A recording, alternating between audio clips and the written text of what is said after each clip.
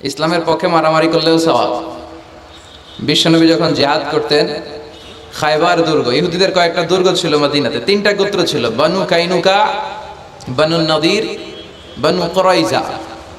খায়বারের ইহুদি দুর্গ যখন বিশ্বনবী অ্যাটাক করবেন, তখন তিনি আল্লাহর প্রশংসা করে, আল্লাহর নামকে গ্লোরিফাই করে অ্যাটাক শুরু করেছিলেন। উনি বলেছিলেন আল্লাহু আকবার খারিবাত খায়বার। আল্লাহু আকবার বললেন, আর বললেন এই আল্লাহর নাম নিয়েই আমরা এই খায়বারের দুর্গটাকে কিছুক্ষণের মধ্যে মাটির সাথে ধূলিসাৎ করে দেব। সেজন্য মারামারি যদি করতে চান, ওইটাও করতে হবে ইসলামের জন্য, ঠিক কি না? আপনি ইসলামের মধ্যে থেকে যাই করেন ওটাতে সওয়াব আছে না নাই? বিশ্বনবী বললেন তাবাসসুমুকা ফি ওয়াজহি আখিকা সাদাকা, your smile to your brother it's a charity. তুমি তোমার ভাইয়ের দিকে তাকিয়ে একটু হাসি দিবা, ওই হাসি দিলে তোমার আমলনামায় সদকা সওয়াব দিয়ে ভরে দিবে কে? আল্লাহ। দেখেন কত সুন্দর ইসলাম। আপনি আপনার ছেলে মেয়েদেরকে মানুষ করানোর জন্য স্কুলে পাঠান, মাদ্রাসায় পাঠান, টাকা খরচ করেন, অর্থ খরচ করেন, এই টাকাটারও সদকা হিসেবে কবুল করবে কে? আল্লাহ। প্রতি মাসে যে স্ত্রীকে আপনি খরচের জন্য টাকা দেন, এই টাকাটারও সদকা হিসেবে কবুল করবে কে? আল্লাহ। এজন্য ইসলামের সাথে থাকলে লাভ না লস? ইসলাম পেয়ে আমরা খুশি না বেজার? এজন্য প্রত্যেক সালাত শেষে আমরা পড়ি রাদিতু বিল্লাহি ওয়া বিল ইসলামি ওয়া বি মুহাম্মাদিন। এগুলো পড়েন তো আপনারা, নাকি নামাজ শেষে মুনাজাতের জন্য বসে থাকেন? আল্লাহুম্মা আমিন ইয়া আরহামার রাহিমিন, এরকম একটা মুনাজাত দেয় না দেশে? তাড়াহুড়ো করে, তাসবিহগুলো পড়তে চায় না। তাসবিহ পড়বেন। বিশ্বনবী সালাম ফেরানোর পরে আল্লাহু আকবার বলে আওয়াজ করতেন, এরপর 3 বার পড়তেন আস্তাগফিরুল্লাহ আস্তাগফিরুল্লাহ আস্তাগফিরুল্লাহ। এরপর বিশ্বনবী 33 বার সুবহানাল্লাহ পড়তেন, 33 বার আলহামদুলিল্লাহ পড়তেন, 34 বার আল্লাহু আকবার পড়তেন, আয়াতুল কুরসি পড়তেন। আপনারা পড়েন? মান ক্বারা আয়াতুল কুরসি দুবুরা কুল্লি সালাতিন মাকতুবাতিন লাম ইয়ামনাহু মিন দুখুলিল জান্নাতি ইল্লাল মাউত। প্রত্যেক ফরজ সালাতের পরে কেউ যদি আয়াতুল কুরসি পড়ে, তাহলে তার জান্নাতে ঢোকার ক্ষেত্রে আর কোনো কিছুই বাধা থাকে না, একটা জিনিস ছাড়া, সেটা হচ্ছে তার মরণ। সে মরে না, তাই জান্নাতে যায় না, মরলেই জান্নাতি। কি সুন্দর সুন্দর দোয়া, এগুলো আমরা পড়ি না। বিশ্বনবী তাসবিহগুলো আঙ্গুলের গিড়ায় পড়তেন। কোথায় পড়তেন? এইভাবে। আব্দুল্লাহ ইবনে আমর ইবনে আল আস রাদিয়াল্লাহু তাআলা আনহু বর্ণনা করেন, রাআইতু রাসূলুল্লাহ সাল্লাল্লাহু আলাইহি ওয়াসাল্লাম ইয়াকিদু তাসবিহা ফি ইয়ামিনিহি। তিনি বলেন আমি বিশ্বনবীকে নামাজের পরে এই ডান হাতের গিড়ায় গুনে গুনে তাসবিহ পড়তে দেখেছি। ডান হাতটা উপরের দিকে করেন। ডান হাত আছে না সবার? হাত কয়টা আমাদের? একটা ডান হাত, একটা বাম হাত। এই পৃথিবীতে মানুষগুলো দুই পন্থী, একটা ডানপন্থী আর একটা, আমরা কোন পন্থী? চিল্লায় বলেন আমরা কোন পন্থী? এই ডান হাতের এই গিটগুলার মধ্যে পড়বেন। তাসবিহ দিয়ে পড়া জায়েজ, কিন্তু এইটা পড়া সুন্নাহ। এইভাবে সুবহানাল্লাহ করে পড়া সুন্নাহ। আলহামদুলিল্লাহ পড়েন। এরপরে বিশ্বনবী বলতেন আহাব্বুল কালাম ইলাল্লাহি আরবাআ, আল্লাহর কাছে সবচেয়ে প্রিয় কথা 4টি, সুবহানাল্লাহ, আলহামদুলিল্লাহ, লা ইলাহা ইল্লাল্লাহ, আল্লাহু আকবার। সুবহানাল্লাহ পড়েন। এই তাসবিহগুলো লোকজন পড়তে চায় না। আর সবচেয়ে শ্রেষ্ঠ জিকির হচ্ছে আফদালু যিকরি লা ইলাহা ইল্লাল্লাহ। সব সময় এই জিকিরটা দিয়ে বিশ্বনবী জিহ্বাটারে ভিজিয়ে রাখতে বলেছেন। লা ইয়াজালু লিসানুকা রাতাবান মিন যিকরিল্লাহ, সব সময় তোমার জিহ্বাটা যেন আল্লাহর জিকির দিয়ে ভিজে থাকে। সব সময় আল্লাহর নাম জিহ্বায় রাখলে লাভ না লস? কত অবসর সময় আমরা কাটাই, তাই না? বাস স্টেশনে দাঁড়িয়ে থাকি, বাস আসে না, অবসরে বসে থাকি, সময় কাটে না, তখন আমরা কি বলবো? লা ইলাহা।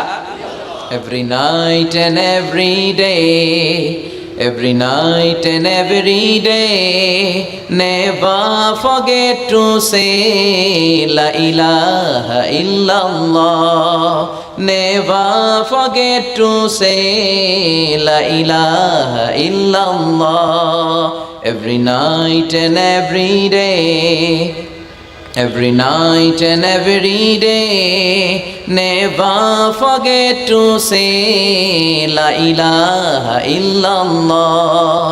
When you walking down the street, use your time and repeat and say in every heartbeat la ilaha illallah. Every night and every day, every night and every day. Never forget to say La ilaha illallah. চিল্লায় পড়েন আল্লাহু আকবার। দিনে রাতে যখনই আমরা অবসর পাবো আমরা কি পড়বো? লা ইলাহা ইল্লাল্লাহ। আর সব কিছু করবো একজনের খুশির জন্য, তিনি কে? আল্লাহর খুশির জন্য করলেই ওই কাজ আপনি সওয়াব পাবেন। আর লোক দেখানো মানসিকতা নিয়ে যদি আমরা কোনো ইবাদত করি সওয়াব পাওয়া যাবে? মানুষকে দেখাতে যদি আমরা সালাত পড়ি, মানুষকে দেখানোর জন্য যদি রোজা করি, মানুষকে দেখানোর জন্য যদি দাড়ি রাখি, মানুষকে দেখানোর জন্য যদি হজ করি, জিকির করি, দান করি, এটার কোনো দাম আছে? কথা বলেন। মিজানের পাল্লায় এটারে উঠাই দিলে এটার কোনো ওজনই হবে না। নাউজুবিল্লাহ বলি। আর আপনি আল্লাহর খুশির জন্য সামান্য ইবাদত করেছেন, সামান্য, যত সামান্য, এই সামান্য ইবাদত করে মিজানের পাল্লায় উঠিয়ে দিলে এটারে উহুদ পাহাড়ের সমান ওজন করে দিবে কে? আবার আল্লাহর কাছে সবচাইতে প্রিয় আমল ওইটা যেটা মানুষ কন্টিনিউয়াসলি করে। আহাব্বুল আ'মালি ইলাল্লাহি আদওয়ামুহা ওয়া ইন কাল্লা। যদিও পরিমাণে কম হয়, প্রতিনিয়ত যেই কাজটা বান্দারা করে ওই কাজটা আল্লাহ বেশি পছন্দ করে। সুবহানাল্লাহ পড়ে। এক রাতে এশকের ঠেলায় সারা রাত তাহাজ্জুদ পড়ছেন, আর সারা বছর এক রাতেও নাই, এরকম আছে না নাই? হ্যাঁ, কদরের রাতে খালি তাহাজ্জুদ, সারা বছর আর পড়ে না। এটা আল্লাহর কাছে বেশি প্রিয় নয়, বরং প্রতি রাতে একটু সময় সুযোগ করে 2 রাকাত 4 রাকাত, এটা আল্লাহ বেশি পছন্দ করে। এজন্য আমরা যা করব আল্লাহর খুশির জন্য করব। মারামারি করলেও, কথা বলেন, বিশ্বনবীর জীবনে মারামারি আছে না নাই? তবে এটা ইসলামের পক্ষে। মাক্কি জীবনে উনি শুধু মার খেয়েছেন, মার দেন নাই। কথা বলেন। তায়েফের ময়দানে পাথরের আঘাত খেলেন। মক্কার জমিনে উটের পচা নাড়ি ভুড়ি বিশ্বনবীর কাঁধের উপর চাপিয়ে দেয়া হতো, মারধর করা হতো, পাগল বলা হতো, গণক বলা হতো, মজনুন, কাহেন, শায়ের, কবি বলা হতো। বিশ্বনবীর জীবনে গালমন্দ আছে না নাই? তার মানে এটাই প্রমাণ করে এত শ্রেষ্ঠ মানুষ হয়েও, আল আমিন হয়েও তিনি গালমন্দ থেকে বাঁচতে পারে না, সমালোচনা থেকে বাঁচতে পারে নাই। আপনি হকের কথা বললে আপনার বিরুদ্ধে সমালোচনা হবেই। যেই গাছের মধ্যে ফল আছে ওই গাছেই ঢিল ছোড়া হয়, যেই আম গাছে আম নাই ওইটাতে কেউ ঢিল ছোড়ে না। আপনি যদি হকের পক্ষে থাকেন, আপনি হকের পক্ষে আছেন না নাই? কিভাবে বুঝবেন? যদি আপনার গালমন্দ করে, আপনার পিছু পিছু যদি লাগে, আপনার সমালোচনা যদি শুরু হয়ে যায়, বাতিলের তীর অন্য কোথাও না যে যদি আপনার বুকে এসে বিধে, বুঝতে হবে আপনি বাতিল নন, আপনি হক। চিল্লা এখন ঠিক কিনা? ইমাম ইবনে তাইমিয়াকে জিজ্ঞেস করা হয়েছিল হক দল কোনটা, চিনব কি করে? ইমাম ইবনে তাইমিয়া বললেন, হক দল কোনটা এটা আমরা চিনতে ভুল করলেও বাতিলরা ভুল করে না। বাতিলরা যেই দলের দিকে তীর ছোড়ে, সমালোচনার তীরবান ছোড়ে, জুলুম, নির্যাতন, অত্যাচার, জেল জরিমানা দিয়ে তাদের জীবনটাকে জাহান্নাম করে দেয়, তারাই হকের উপর দণ্ডায়মান আছে, এটা তোমরা ভেবে নিবা।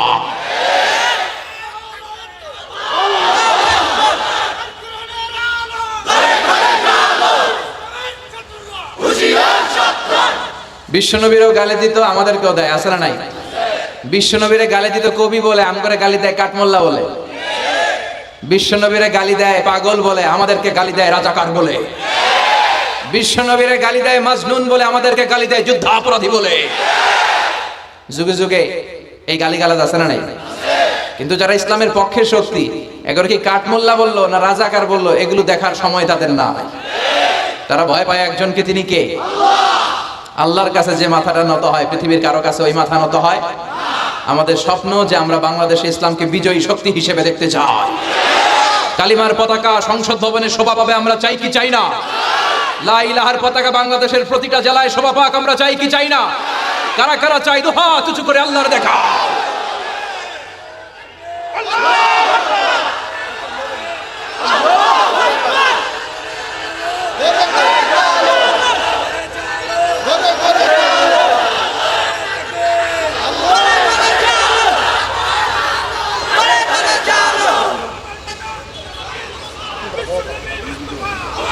ইসলামের জন্য আল্লাহ আমাদের এই ভালোবাসা, আমাদের এই আবেগ, আমাদের এই উচ্ছ্বাস, আমাদের এই স্বপ্নকে তুমি কবুল করো।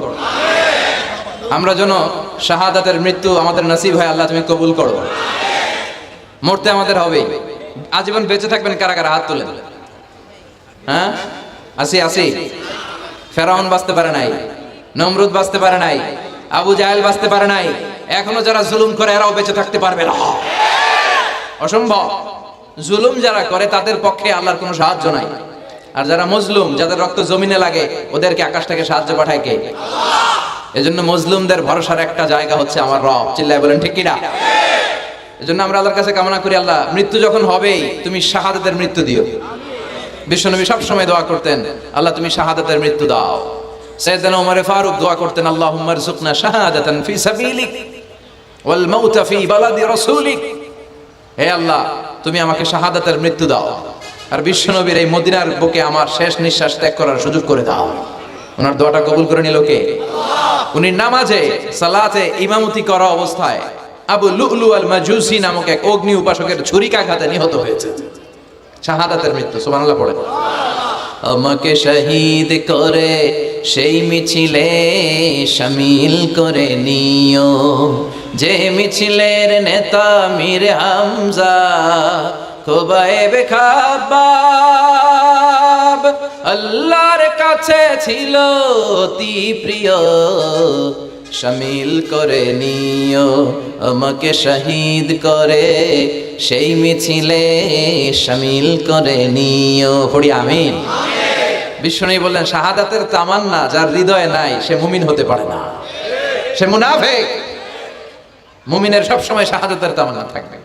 আপনি যদি সব সময় শাহাদাতের দোয়া করেন, তামান্না করেন, তাহলে আপনি ডায়রিয়া আক্রান্ত হয়ে বিছানায় শুয়ে শুয়ে মারা গেলেও শহীদদের কাতারে আপনার নাম তুলে দিবে কে? এজন্য আমরা শহীদ হতে চাই। কি হতে চাই?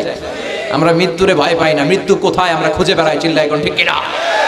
কাফির মুশরিক দিনে মরে 10 বার, জীবনে মরে 1000 বার। মুমিন একবার মরে, মরার আগে হুঙ্কার দিয়ে মরে।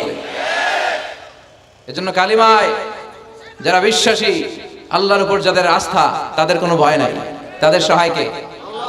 আমরা যেন সব সময় আল্লাহর উপর ভরসা করতে পারি। আল্লাহ তৌফিক দাও। আল্লাহ তোমার উপর তাওয়াক্কুল করে যেন চলতে পারি, তুমি তৌফিক দাও। ভুইঘর, কাজীপাড়া যুব সমাজ ও এলাকাবাসীর উদ্যোগে 3 দিন ব্যাপী 4th বার্ষিক তাফসীরুল কোরআনের প্রোগ্রাম। নারায়ণগঞ্জে বোধহয় আমি এই প্রথম এসেছি, এর আগে আসি নাই। আমার বাসা কিন্তু পাশেই, ড্যামরাতে। আমি বাসা থেকে এসেছি। এই বছরের প্রথম মাহফিলটা বাসা থেকে এসে করলাম। এছাড়া এক জেলা থেকে আরেক জেলায়, এখান থেকে ওখানে ভবঘুরে জীবন আমাদের। এই কোরআনের কথা নিয়ে ছুটতে হয় আমাদের, এক জায়গা থেকে আরেক জায়গায় ছুটে বেড়াতে হয়, এবং যতদিন বেঁচে থাকবো ছুটবো ইনশাআল্লাহ। আল্লাহ তুমি তৌফিক দাও। আজকে দ্বিতীয় রজনী। প্রথম রজনীতে কথা বলেছেন হযরত মাওলানা কামরুল ইসলাম সাইদ আনসারী ভাই, আসছিল তো না? আলহামদুলিল্লাহ। আর আগামীকাল শেষ রজনী, সমাপনী রজনীতে কথা বলবে আমার খুব প্রিয় আমার ভাই হযরত মাওলানা সাদিকুর রহমান আল আজহারী। একসাথে আমরা মিশরে পড়াশোনা করেছি। আপনারা আগামীকাল আসবেন তো ইনশাআল্লাহ? এই প্রোগ্রামের সভাপতি হচ্ছে আলহাজ একেএম আফজাল হোসেন। আচ্ছা, আগামীকাল। আজকে সভাপতি হচ্ছে আলহাজ মোহাম্মদ শাহিন খন্দকার ভাই, দেখা হলো। প্রধান অতিথি এম কামাল উদ্দিন, উনি আসছে? আচ্ছা, যারাই এসেছে প্রত্যেকের জন্য আল্লাহ যেন এই মাহফিলটা আমাদের নাজাতের ওসিলা বানায়। 4 বছর ধরে এই ময়দানে কথা হয়, আমরা চাই এটা আজীবন চলুক। ঠিক কি না? আল্লাহ তুমি কবুল করো। আমি আমার খুতবার শুরুতে সূরাতু আন-নাজিআত থেকে 3টা আয়াত তেলাওয়াত করেছি। আয়াত নাম্বার 42, আয়াত নাম্বার 43, আয়াত নাম্বার 44। এই আয়াতে আল্লাহ তাআলা বলছেন, হে নবী, লোকেরা আপনাকে কিয়ামতের ব্যাপারে জিজ্ঞেস করে, আপনি কিয়ামতের ব্যাপারে কি বলবেন? আপনি তো কিছু জানেন না এই ব্যাপারে। এই ব্যাপারে জানে কে? বিশ্বনবী যখন মক্কার জমিনে কিয়ামতের ব্যাপারে বারবার মক্কার লোকদেরকে সাবধান করতে শুরু করলো যে এই দিন দিন না, আরো দিন, এই দিনটাই দিন নয়, বিশাল একটা জগৎ পড়ে আছে, সেটা শুরু হবে কিয়ামত দিয়ে, সব লন্ডভন্ড হয়ে যাবে। তখন লোকেরা বিশ্বনবীর জিজ্ঞেস করতে শুরু করলো, মুহাম্মদ সাল্লাল্লাহু, এই যে তুমি কিয়ামতের কথা বলো, এটা কবে হবে? ইয়াসআলুনাকা আনিস সাআতি আইয়ানা মুরসাহা ফীমা আনতা মিন যিকরাহা ইলা রাব্বিকা মুনতাহাহা। সুবহানাল্লাহ পড়েন। ও নবী, লোকেরা আপনারা জিজ্ঞেস করে কিয়ামত কবে হবে, কিন্তু কবে হবে এটা আপনি কেমন করে বলবেন? এটা তো আপনি জানেন না, গোটা বিশ্বের কেউ জানে না, জানে একজন, তিনি কে? They are asking about the day of resurrection. People are asking you about Qiyamah. Who are you to talk anything about it? Only Allah has the final word regarding Qiyamah. ও নবী, লোকেরা আপনারা কিয়ামত কবে হবে খালি ধরে, জিজ্ঞেস করে। তো এই ব্যাপারে আপনি কথা বলবেন কি করে? এই ব্যাপারে কোনো জ্ঞান তো আমি আপনাই দেইনি। কিয়ামত কবে হবে এটা জানি শুধুমাত্র আমি আল্লাহ। চিল্লায় বলেন ঠিক কিনা? বিশ্বনবী মক্কায় কিয়ামতের ঘোষণা দিলেন। বিশ্বনবী বললেন এই পৃথিবী এরকম থাকবে না, সব ভেঙে চুরে খান খান হয়ে যাবে। আল কারিআতু মাল কারিআতু ওয়া মা আদরাকা মাল কারিআ। বিকট একটা আওয়াজ হবে, ইসরাফিল যখন সিংহায় ফুৎকার দিবে গোটা বিশ্বটারে মেসাকার করে দিবে কে? আবার বিশ্বনবী শোনাতে লাগলেন ইদা জুলজিলাতিল আরদু জিলজালাহা ওয়া আখরাজাতিল আরদু আসফালাহা। বিশ্বনবী বললেন সেদিন পৃথিবীটা কেঁপে উঠবে, মহা ভূমিকম্প হবে। জমিনের ভেতরে যা আছে, তেলের খনি, গ্যাসের খনি, স্বর্ণের খনি, সবকিছু জমিনটা বমি করে বের করে দিবে। আবার বিশ্বনবী বলতে লাগলেন ইদা রুজ্জাতিল আরদু রাজ্জান ওয়া বুসাতিল জিবালু বাসসা। সুবহানাল্লাহ পড়েন। জমিনটা কেঁপে উঠবে, পাহাড়গুলো ভেঙে চুরে দুমড়ে মুচড়ে যাবে, গোটা বিশ্বটা কেঁপে উঠবে, সাগরের বুকে দাউ দাউ করে আগুন জ্বলবে। সেই দিনটা হচ্ছে কিয়ামতের দিন। বিশ্বনবীর মুখ থেকে বারবার বারবার বারবার এই কিয়ামত কিয়ামত শুনতে শুনতে কাফেরদের মনের ভিতরে ভয় ঢুকে গেছে। কাফেররা মনে মনে কয় এই মুহাম্মদ তো কোনোদিন মিথ্যা কথা বলতে শুনি নাই। শুনছে? বিশ্বনবী ওনার পুরো জীবনে একটি মিথ্যা কথা বলেছেন, একটি অসত্য কথাও তিনি বলেছেন। ওদের মনের ভিতরে ভয় ঢুকে গেছে, কিরে মুহাম্মদ যা বলে তাই তো হয়। এই যে মুহাম্মদ বারবার বারবার কিয়ামতের কথা বলতেছে, যদি সত্য হয়, যদি, চলো মুহাম্মদের জিজ্ঞেস করি যে এই যে কিয়ামতের কথা তুমি বলো এটা কবে হবে? সুবহানাল্লাহ পড়বেন না? সবাই এসে জিজ্ঞেস করলো মুহাম্মদ তুমি তো মিথ্যা বলো না, তুমি সত্যবাদী আর সাদিক আল আমিন, তুমি বলো কিয়ামত হবে। আমাদের জানতে বড় মন চায় কিয়ামত যে হবে, কিয়ামতটা কবে হবে?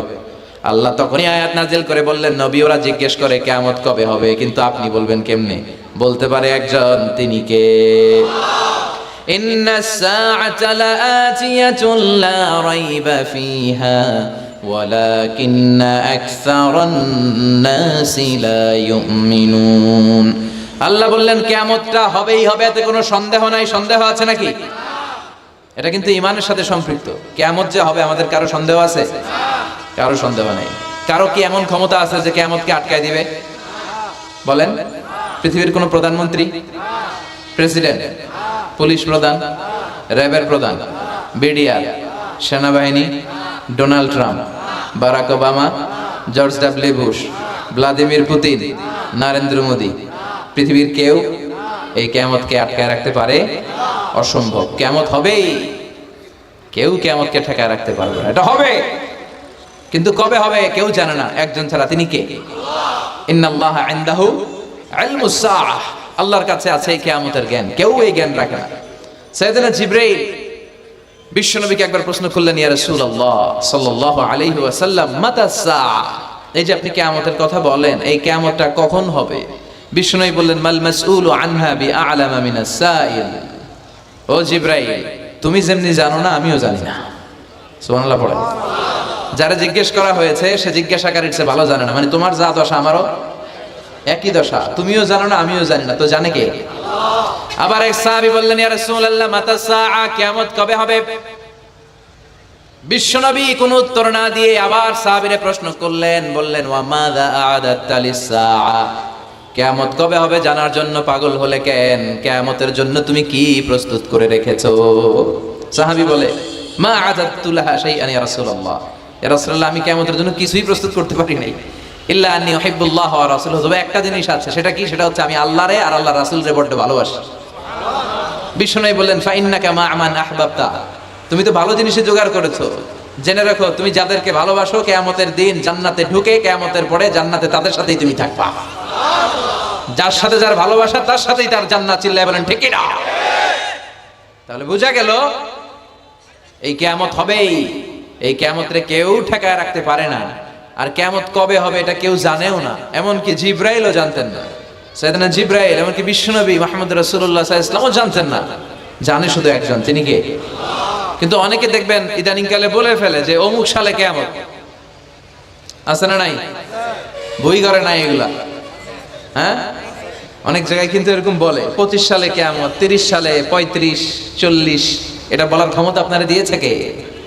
এটা তো মিনাল উমুর আল গাইবিয়া, অদৃশ্যের খবর, অদৃশ্যের খবর তো কেউ জানে না, কে জানে? অদৃশ্যের খবরের ব্যাপারে কিছু বলতে চাওয়া মানে অদৃশ্যের ব্যাপারে হস্তক্ষেপ করা, এটা কুফরি। কথা বলেন। এজন্য কিয়ামত কবে হবে এক্সাক্ট টাইম আমরা কেউ জানি না, এটা আল্লাহ জানেন, বিশ্বনবীও জানতেন না। তবে বিশ্বনবী কিয়ামতের কিছু আলামত আমাদের সাথে শেয়ার করেছেন। হাদিসের পরতে পরতে, হাদিসের প্রামাণ্য কিতাবগুলোতে যখন আপনি পড়বেন, চ্যাপ্টারগুলোতে পড়বেন, বিভিন্ন জায়গায়, বিভিন্ন নসিহাতে, বিভিন্ন আলোচনায় বিশ্বনবী মুহাম্মদ রাসূলুল্লাহ তিনি বর্ণনা করেছেন যে কিয়ামতের আগ দিয়ে গোটা বিশ্বের, গোটা পৃথিবীর সামাজিক অবস্থা, রাষ্ট্রীয় অবস্থা, পারিবারিক অবস্থা এরকম হবে।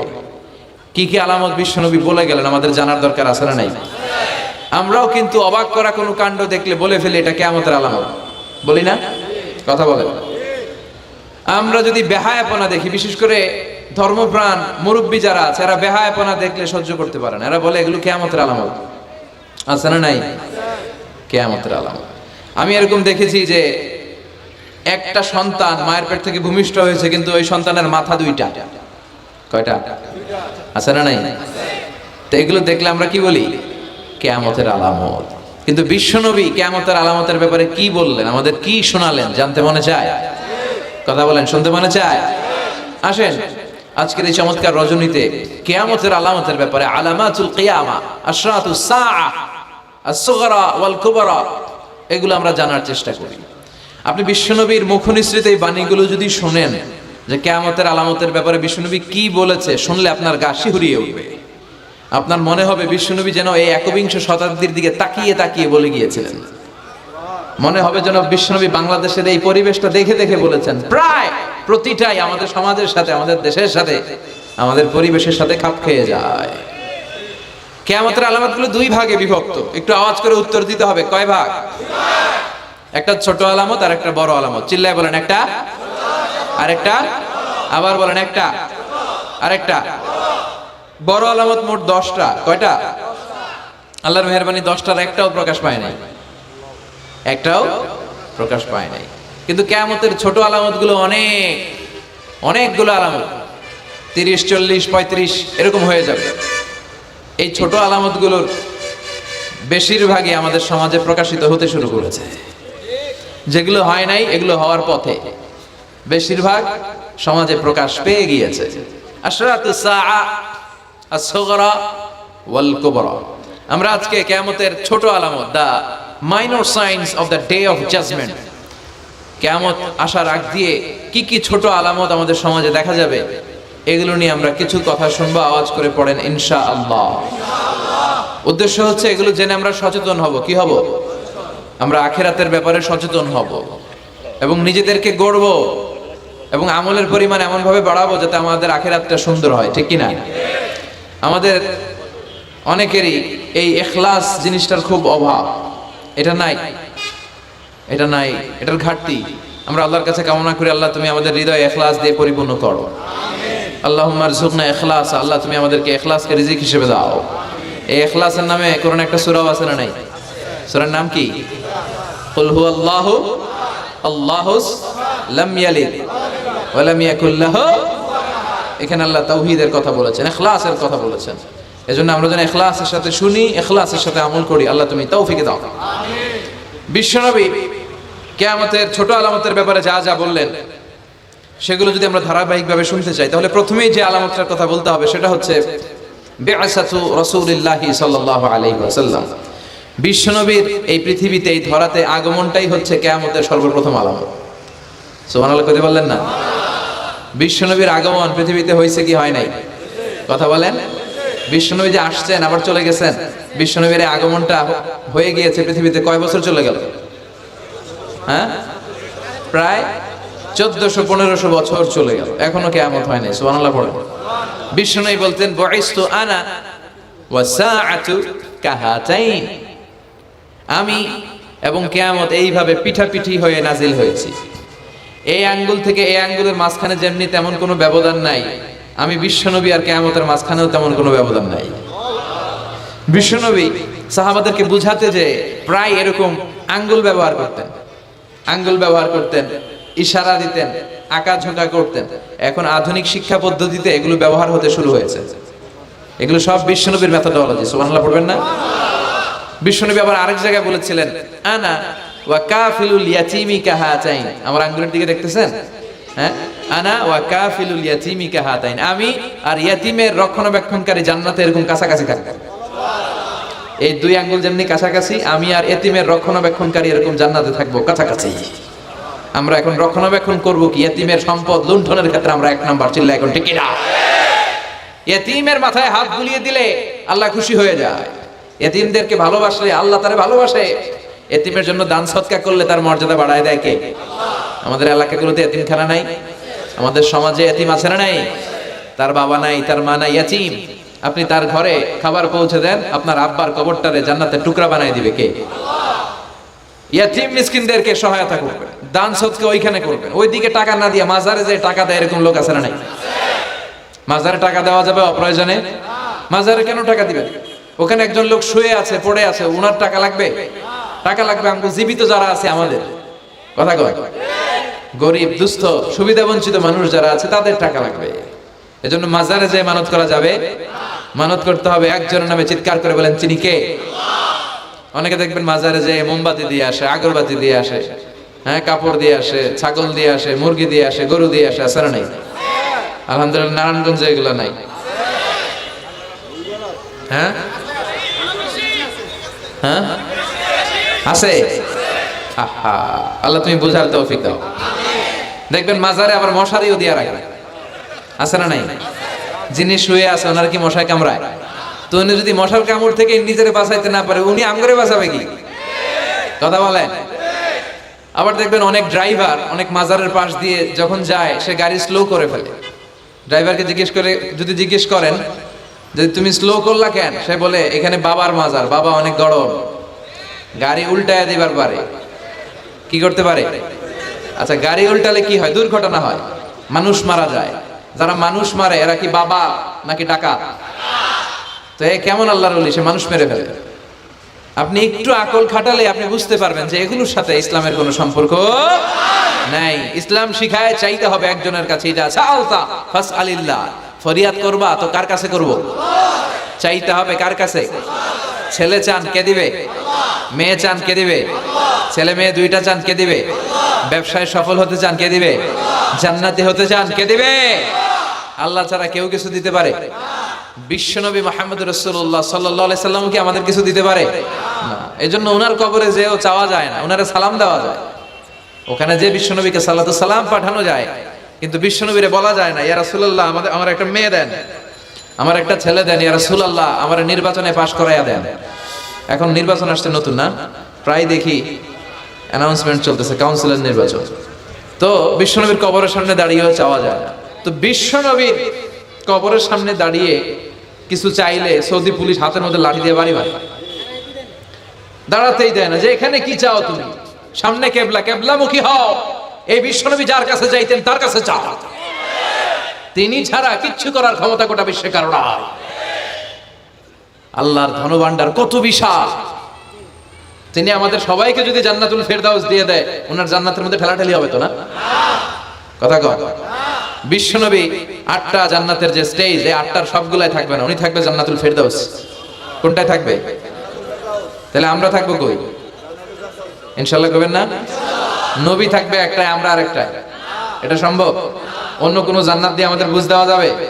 আমরা আল্লাহর কাছে বলবো, আল্লাহ আমগো নবী যেদিকে আমরা থাকবো, বিশ্বনবী থাকবে জান্নাতুল ফেরদাউস, আমরাও থাকবো ফেরদাউসে। ইনশাআল্লাহ পড়েন। এত বিশাল জান্নাত, কোনো ধাক্কাধাক্কি নাই। জান্নাতের এক একটা দরজা চিনেন তো না? বিশ্বনবী যখন জান্নাতের দরজার বর্ণনা দিচ্ছেন, বিশ্বনবী বলছেন ইন্নাল মিসরাআইন মিন মাসারি'আল জান্নাহ মা বাইনা মক্কা ওয়া হাজার। ও সাহাবারা, জান্নাতের দরজাগুলো কত বড়, শোনো শোনো। বিশ্বনবী বললেন সৌদি আরবের মক্কা শহর থেকে বাহরাইনের হাজার শহর যত লম্বা, জান্নাতের এক একটা দরজা তত লম্বা। তার মানে এক এক ধাক্কায় কয়েকশো কোটি লোক জান্নাতে ঢুকে যাবে। তো ওই জান্নাতে আমরা সবাই যদি ফেরদাউসে থাকি, আল্লাহর কোনো ঘাটতি আছে? ওই আল্লাহরে থইয়া মাজারে যায়, ওই আল্লাহরে না ডেকে বাবারে ডাকে, ওই আল্লাহর কাছে না যেয়ে মাজারে যেয়ে লাল সালু দিয়ে আসে। দেখবেন যে লোকটা মাজারে মশারি দেয়, ওর বাপের ডেঙ্গু রোগ, ওর মারে মশায় কামড়ায়, ওর বাবারে মশায় কামড়ায়। বাপ মার কাছে চায় না। বাপ মা যে কত বড় পীর সাহেব, গোটা বিশ্বের পীর সাহেবরা যদি একটা দোয়া করে আর বাবা মা যদি আরেক পাশে দোয়া করে, বাবা মার দোয়া আগে আগে কবুল হয়ে যাবে। এজন্য চাইতে হবে একজনের কাছে, তিনি কে? বিশ্বনবী যখন বুঝাতেন মাঝে মাঝে হাতের ইশারায় বুঝাতেন, সুবহানাল্লাহ পড়েন। বিশ্বনবী যখন বুঝাতেন মাঝে মাঝে প্রশ্ন করে বুঝাতেন, মাঝে মাঝে প্রশ্ন করে বুঝাতেন। He used to throw question to the audience, শ্রোতাদেরকে প্রশ্ন ছুড়ে দিতেন। প্রশ্ন ছুড়ে দিলে কি লাভ জানেন? শ্রোতারা ভাবতে শুরু করে উত্তরটা কি, কি এই প্রশ্নের উত্তর। যখন উত্তরটা করতে পারে না তখন বিশ্বনবী উত্তর বলে দিতেন। যখন উত্তর করতে যে ঠেকে যায় একটা ঠেকা ঠেকা ভাব, তখন যখন উত্তরটা জানা হয় ওই উত্তর আর ভোলা হয় না। কথা বলেন। বিশ্বনবী সাহাবাদেরকে প্রশ্ন করলেন, ইন্না মিনাশ শাজারাতি শাজারাতুন লা ইয়াসকুতু ওয়ারাকুহা, ও সাহাবারা, গাছের মধ্যে, বৃক্ষলতার মধ্যে এমন একটা বৃক্ষ আছে, এমন একটা গাছ আছে যেই গাছের কোনো পাতা ঝরে না। মাসালুহা কামাসালুল মুমিন, ওই গাছের দৃষ্টান্ত মুমিনের দৃষ্টান্তের মতো। বলো তো, হাদিসুনি মা হিয়া, দেখি তোমরা পারো কিনা ওই গাছটা কি? কেউ পারে না। কেউ বলে ওই গাছ, কেউ বলে মরুভূমির ওই ক্যাকটাস গাছ, কেউ বলে ওই গুলমলতা, কেউ বলে ওইটা, কেউ বলতে পারে না। বিষ্ণু বললেন কারোটা হয়নি। ইন্নাহা নাখলা, এটা হলো খেজুর গাছ। সাহাবারা ভাবছে আরে খেজুর গাছ তো প্রত্যেক ঘরের পিছনে পিছনে, এটা ধরছে নাকি? ধরলে তো কঠিনটাই ধরবে। এজন্য সাহাবাদের প্রত্যেক বাড়ির পাশে খেজুর গাছ, ওইদিকে মন যায় না, মন গেছে দূরে, দেখি তো কোন গাছ, খুঁজে পায় না। সুবহানাল্লাহ পড়ে। এই যে বিশ্বনবীর শিখানোর পদ্ধতি, education system, how to teach the children, আপনি ছাত্রদেরকে কিভাবে পড়াবেন, এটা বিশ্বনবী হাতে কলমে আমাদেরকে শিখিয়ে গিয়েছে। ওই মজলিসে আব্দুল্লাহ ইবনে ওমর রাদিয়াল্লাহু আনহু আর ওনার বাবা ওমর ফারুক দুইজনই উপস্থিত ছিলেন। বাড়িতে যাওয়ার পরে ছোট্ট আব্দুল্লাহ ইবনে ওমর সাইয়েদনা ওমর ফারুককে বলেন, আব্বা, বিশ্বনবী যে আজকে প্রশ্নটা করছিল আমি কিন্তু উত্তর জানতাম। সুবহানাল্লাহ কইবেন না? ওমর ফারুক বললেন, বলো কি, তুমি জানতা যেটা খেজুর গাছ? আব্দুল্লাহ ইবনে ওমর বলে, নাআম ইয়া আবি, হ্যাঁ আমি জানতাম। তো বললা না কেন? তুমি যদি আজকে উত্তর দিতে পারতা তাহলে আরবরা লাল কপালের উট পেলে অনেক খুশি হয়ে যায়। তিনি বললেন, লাল চাঁদওয়ালা উট পেলে মানুষ যেরকম খুশি হয়, আজকে তো আমি অত খুশি হইতাম, বিশ্বনবীর সামনে আমার বুকটা এত বড় হয়ে যেত যে আমার ছেলে উত্তর করতে পেরেছে। আব্দুল্লাহ ইবনে ওমর বললেন, আপনি আমার আব্বা, আশেপাশে চাচারা কেউ পারে না, আমি কেমনে কই? সুবহানাল্লাহ কইবেন না? দেখেন বিশ্বনবীর শিখানোর কত চমৎকার পদ্ধতি। তো সেই পদ্ধতির অংশ হিসেবে বিশ্বনবী এরকম আঙ্গুল দিয়ে ইঙ্গিত করতেন আর বলতেন, আনা ওয়া কাফিলুল ইয়াতীমি কাহাতাইন, আমি এবং ইয়াতীমের যত্ন যারা করে তারা জান্নাতে একসাথে এইভাবে থাকবে। আবার কিয়ামতের বর্ণনা দিতে যে বিশ্বনবী বললেন, আনা ওয়া সাআতু কাহাতাইন, আমি আর কিয়ামত এরকম পিঠাপিঠি, আমার আর এই দুইটা আঙ্গুলের মাঝখানে যেমনি তেমন ব্যবধান নাই, আমি আর কিয়ামতের মাঝখানেও তেমন ব্যবধান নাই। চিল্লায় পড়েন আল্লাহু আকবার। তাহলে বিশ্বনবীর ঘোষণা অনুযায়ী কিয়ামতের প্রথম আলামত হচ্ছে বিশ্বনবীর স্বয়ং আগমন। এটা হয়েছে কি হয় নাই? এরা হতে হেলে দুলে নুরানি তনুকে আসে হায়, সারা দুনিয়ার হেরে মেরে পর্দা খুলে খুলে চায়, সে যে আমার কামলিওয়ালা কামলিওয়ালা, তার ভাবে বিভোল রাঙা পায়ের তলে, পর্বত জঙ্গল টল মল টলে, খুরমা খেজুর বাদাম জাফরানি ফুল ঝরে ঝরে যায়, সে যে আমার কামলিওয়ালা কামলিওয়ালা। সুবহানাল্লাহ পড়েন। এই কামলিওয়ালা নবীর আগমনটাই কিয়ামতের প্রথম আলামত। তাহলে প্রথম আলামত আমরা পাইছি কি পাই নাই? পেয়ে গেলাম। এরপরে বিষ্ণু বলেছেন, যুহুর কাসরাতিল ফিতান বিআনওয়াইহা, কিয়ামতের আগ দিয়ে সমাজে ফিতনা ফাসাদ বেড়ে যাবে। পারিবারিক ফিতনা আমাদের আছে না নাই? সামাজিক ফিতনা, একটু আওয়াজ করে উত্তর দিবেন। রাষ্ট্রীয় ফিতনা, নারী ঘটিত ফিতনা, খালি ফিতনা আর ফিতনা। আপনি যেদিকে তাকাবেন ওইদিকেই ফিতনা। আপনি চাইলেও আপনার ঈমান বাঁচাতে পারছেন না। আমরা চাই আমার চোখটা হেফাজত করব, পারছি না। ইউটিউবে ঢুকলাম, জাকির নায়েকের লেকচার শুনবো, ইউটিউবে ঢুকলাম, শায়েখ সুদাইসের তেলাওয়াত শুনবো, ওদিকে তেলাওয়াতও বাজে আর নিচে সাজেস্টেড ল্যাংটা ভিডিও আছে না নাই? কই যাব আমরা? কিভাবে বাঁচাবো আমাদের চোখ? বায়ে অশ্লীলতা দেখে ডানে তাকায়, দেখি ওদিকে অশ্লীলতা, আবার বায়ে তাকায়, ওখানে অশ্লীলতা, সামনে তাকাই অশ্লীলতা, আবার পেছনে তাকাই অশ্লীলতা, নিচে তাকাই অশ্লীলতা, উপরে তাকাই ওদিকে অশ্লীলতা। আমরা যাব কই? আর নাদার সাহামুন মাসমুম মিন সিহাম ইবলিস, এই দৃষ্টি শয়তানের বিষ মাখানো তীরবানের মধ্য থেকে ভয়ঙ্কর তীর। এই তীর দিয়ে শয়তান যুবক যুবতীদেরকে কাবু করে ফেলে। একটা যুবক যুবতীর মধ্যে প্রথমে আই কন্ট্যাক্ট হয়। কি হয়? প্রথমে আই কন্ট্যাক্ট, চোখে চোখে একটা ভাব বিনিময় হয়। হ্যাঁ, এরপরে এসএমএস এর আদান প্রদান হয়। কথা বলেন। এরপরে ডেটিং হয়। ডেটিং কি হয়? এরপর হয় গার্লফ্রেন্ড বয়ফ্রেন্ড। আছে না নাই? এগুলো বই করে নাই? বই করের ছেলেপেলেরা আল্লাহ আল্লাহ। হ্যাঁ, কি ভয়ঙ্কর অবস্থা। আমরা ছোটবেলায় এই সমস্ত গার্লফ্রেন্ড বয়ফ্রেন্ড কি বুঝতামই না। এখন ক্লাস 5 থেকে শুরু, ক্লাসে যারা যারা আছে ভাগাভাগি হয়ে যায় কোনটা কার। আছে না নাই? কয় এটা আমার, মানে আমার ফ্রেন্ড, এটা আমার এই কি ফ্রেন্ড, গার্লফ্রেন্ড, এটা আমার গার্লফ্রেন্ড, তো এটা তোর গার্লফ্রেন্ড। আছে না নাই? আবার এটারে সংক্ষেপ করছে, কয় জিএফ। কি কয়? তোমাদের এগুলা নাই তো? হ্যাঁ আছে, অর্ধেক কয় আছে, অর্ধেক কয় নাই। খুব চালাক এরা।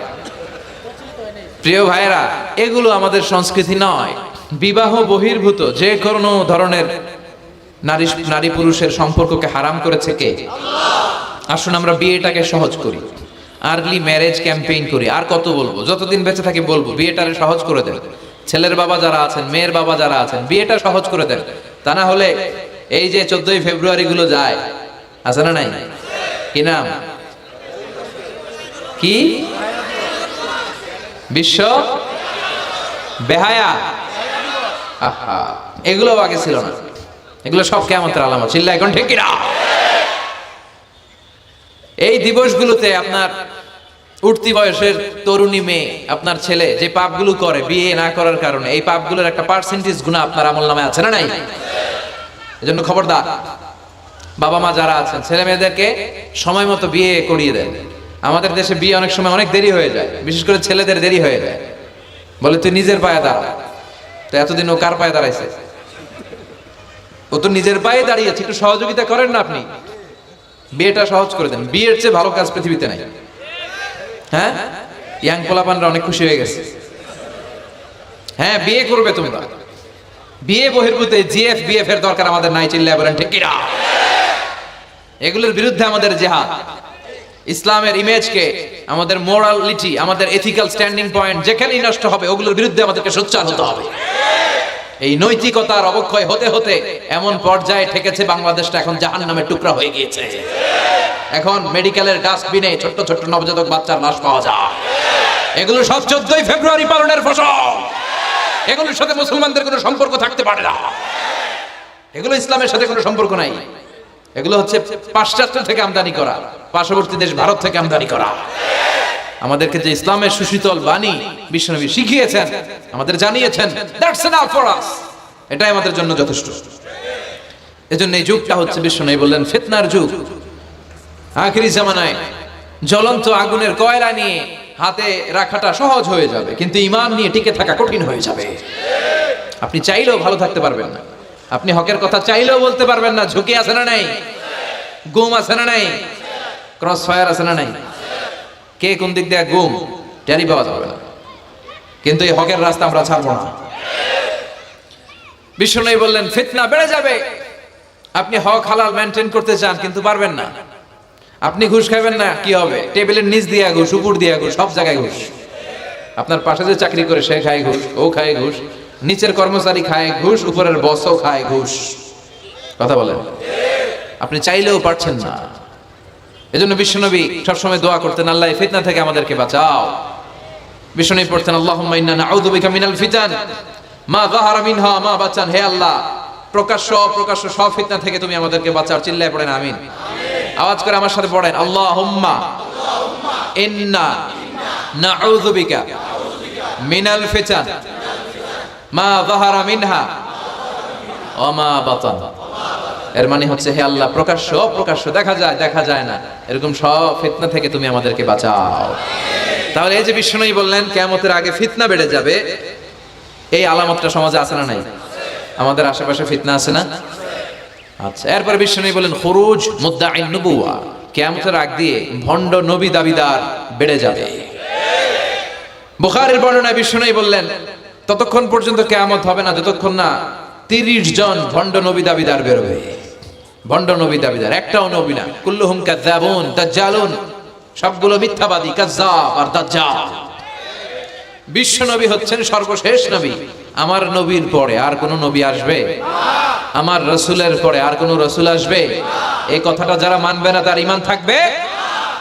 মা কানা মুহাম্মাদুন আবা আহাদিম মির রিজালিকুম ওয়ালাকিন রাসূলুল্লাহি ওয়া খাতামান নাবিয়্যিন। মুহাম্মদ তোমাদের কোন ছেলেদের পিতা নয়, তিনি হলেন আল্লাহর রাসূল, তিনি হলেন শেষ রাসূল। খাতামান নাবিয়্যিন, সাইয়েদনা আদম থেকে শুরু করে নবী আসার যে ধারাবাহিকতা, এটা বিশ্ব নবীর মাধ্যমে এই চেইনটাকে কাট আপ করে দিয়েছে কে? আমার নবীর পরে কোনো নবী নাই।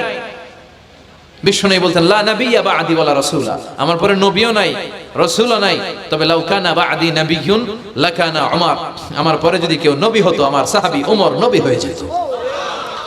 প্রভু তুমি বলেছো রাসূল দেবে না, বলনি দেবে না ওমর, বলনি দেবে না হামজা তারিক, খালিদ বিজয়ী সমর। প্রভু তুমি বলেছো রাসূল দেবে না, বলনি দেবে না ওমর, বলনি দেবে না হামজা তারিক, খালিদ বিজয়ী সমর। প্রভু তুমি বলেছো রাসূল দেবে না। সুবহানাল্লাহ পড়েন। ওমর ফারুক নবী হয়ে যেত, এমন কোয়ালিটি ছিল। আসাদুহুম ফি আমরিল্লাহি উমর, আল্লাহর আইন বাস্তবায়নের ক্ষেত্রে গোটা বিশ্বের মধ্যে সবচেয়ে শক্ত ছিলেন সাইয়েদনা ওমর। আর এই উম্মতের মধ্যে সবচেয়ে নরম দিলের ছিলেন সাইয়েদনা আবু বকর। আরহাম উম্মতি বি উম্মতি আবু বকর। তিনি যখন নামাজে দাঁড়াতেন, সালাতে দাঁড়াতেন, উনি যখন তেলাওয়াত শুরু করতেন, ওনার কান্নার আওয়াজে তেলাওয়াতের আওয়াজ বোঝা যেত। আর আমাদের নামাজে কান্না আসে? হ্যাঁ, নামাজে দাঁড়াইলেই সারাদিন যেটা মনে পড়ে না ওটা নামাজে দাঁড়াইলেই মনে পড়ে। আছে না নাই? নামাজেও দাঁড়ায়, আবার বিপিএল এ কি হইলো ওই টেনশন আছে না নাই? নামাজও পড়ে, আবার মাশরাফি কি আউট, এখন তো আবার উনি কি এমপি না, মাননীয় এমপি মাশরাফি। এমপি বললে কেমন জানে লাগে, শুধু মাশরাফি বলতে ভালো লাগে, কথা কন। তো উনি কি আউট নাকি ছক্কা, এই টেনশন গুলো আছে না নাই? এই তো আমাদের নামাজ। এই নামাজগুলো মিজানের পাল্লায় উঠালে কোনো ওজন হবে? কথা বলেন। বিশ্বনবী যখন সালাত পড়তেন, বিশ্বনবীর পা গুলো ফুলে, হাত্তা তাতাওয়াররামু খাদামা, টিউমার যেমনি ফুলে থাকে, বিশ্বনবীর পা গুলো ফুলে যেত। তাহাজ্জুদ পড়তে পড়তে দাঁড়িয়ে থাকতে থাকতে হাত দুইটা প্যারালাইজড হয়ে যেত, আর নাড়াতে পারে না। এরপরে তিনি হাত ছেড়ে দিতেন প্রশান্তির জন্য, এরপরে হাত ছেড়ে দিয়ে কেরাত করতেন, আবার যখন ভালো লাগতো আবার ধরতেন। সুবহানাল্লাহ পড়তেন। আলী কারামাল্লাহু ওয়াজহার পায়ের ভেতরে এক যুদ্ধে তীর ঢুকে গেল। এই তীর টেনে বের করা যায় না, তীর টান দিলে উনি চিৎকার মারে, জখম হয়েছে অনেক ভিতরে। বিশ্বনবী বললেন আরিহনা বিসসালাহ ইয়া বিলাল, আকিমিস সালাহ, বেলাল আযান দাও, নামাজ শুরু করি। নামাজ শুরুর আগে আরেক সাহাবীরে বললেন, আলী যখন জামাতের কাতারে দাঁড়াবে, তুমি নামাজে না দাঁড়িয়ে আলীর পায়ের সামনে যে ওই পায়ের তীরটা টান দিয়ে বের করবা। সুবহানাল্লাহ পড়েন। একামত হলো, বিশ্বনবী সালাত শুরু করলেন। বিশ্বনবীর কথা অনুযায়ী ওই সাহাবী যে আলী কারামাল্লাহু ওয়াজহার পা থেকে টান দিয়ে তীরটা বের করে নিয়ে আসলেন, ফিনকি দিয়ে রক্ত বের হলো, জায়গাটা রক্তে সয়লা, কিন্তু সাইয়েদনা আলী কারামাল্লাহু ওয়াজহা টেরই পায় না। সালাত শেষ, উনি দেখেন পায়ের মধ্যে তীর নাই, রক্তের সয়লাব, যেখানে দাঁড়ালেন ওখানে খালি রক্ত। বিশ্বনবীরে বললেন, ও নবী আমার পায়ের তীর কই? বিশ্বনবী বললেন, আলী রে, আমি জানি তুমি যখন যাই নামাজের জন্য দাঁড়িয়ে যাও, দিন দুনিয়ার হুঁশ তোমার থাকে না, তোমার হৃদয়টা এখানে থাকে না, দেহটা এখানে থাকে, হৃদয়টা চলে যায় আল্লাহর আরশের উপরে। ওনাদেরও নামাজ, আমাদেরও নামাজ। সাহাবারা যখন মরুভূমিতে নামাজ পড়তেন, মরুভূমির পাখিগুলো এসে সাহাবাদের মাথার উপরে বসে যেত। পাখিগুলো মনে করতো এগুলো মরুভূমির খেজুর গাছটা হবে, কি হবে, কারণ নড়ে চড়ে না তো, আমাদের মতো এরকম দাড়ি চুলকা না, এরকম জামা ঠিক করে না, দাঁড়াইছে তো দাঁড়াইছে। সুবহানাল্লাহ পড়েন। তো ইবাদতে এরকম আন্তরিকতা, একাগ্রতা দরকার আছে না নাই? বিশ্বনবীর পরে কোনো নবী হবে না, কিন্তু বিশ্বনবী বললেন কিয়ামতের আগে এরকম অনেক ভণ্ড নবী দাবিদার বের হবে। বিশ্বনবীর সময়কালে এক ভণ্ড নবী দাবিদার বের হয়েছিল, ওর নাম হচ্ছে মুসাইলামাতুল কাযযাব। এসে বলে, মুহাম্মদ আন-নবুওয়া নিসফুন লাকা ওয়া নিসফুন লি, তুমি একা নবী নও, নবুয়ত অর্ধেক তোমার অর্ধেক আমার, আমারটা আমারে বুঝায় দাও। বিষ্ণু বললেন, তোরে বুঝাই দেবো, আনতা লাস্তা মুসাইলামা ফাকাত, আনতা মুসাইলামাতুল কাযযাব, আজ থেকে তুই শুধু মুসাইলামা না, তুই ভণ্ড মুসাইলামা, তুই মিথ্যাবাদী মুসাইলামা।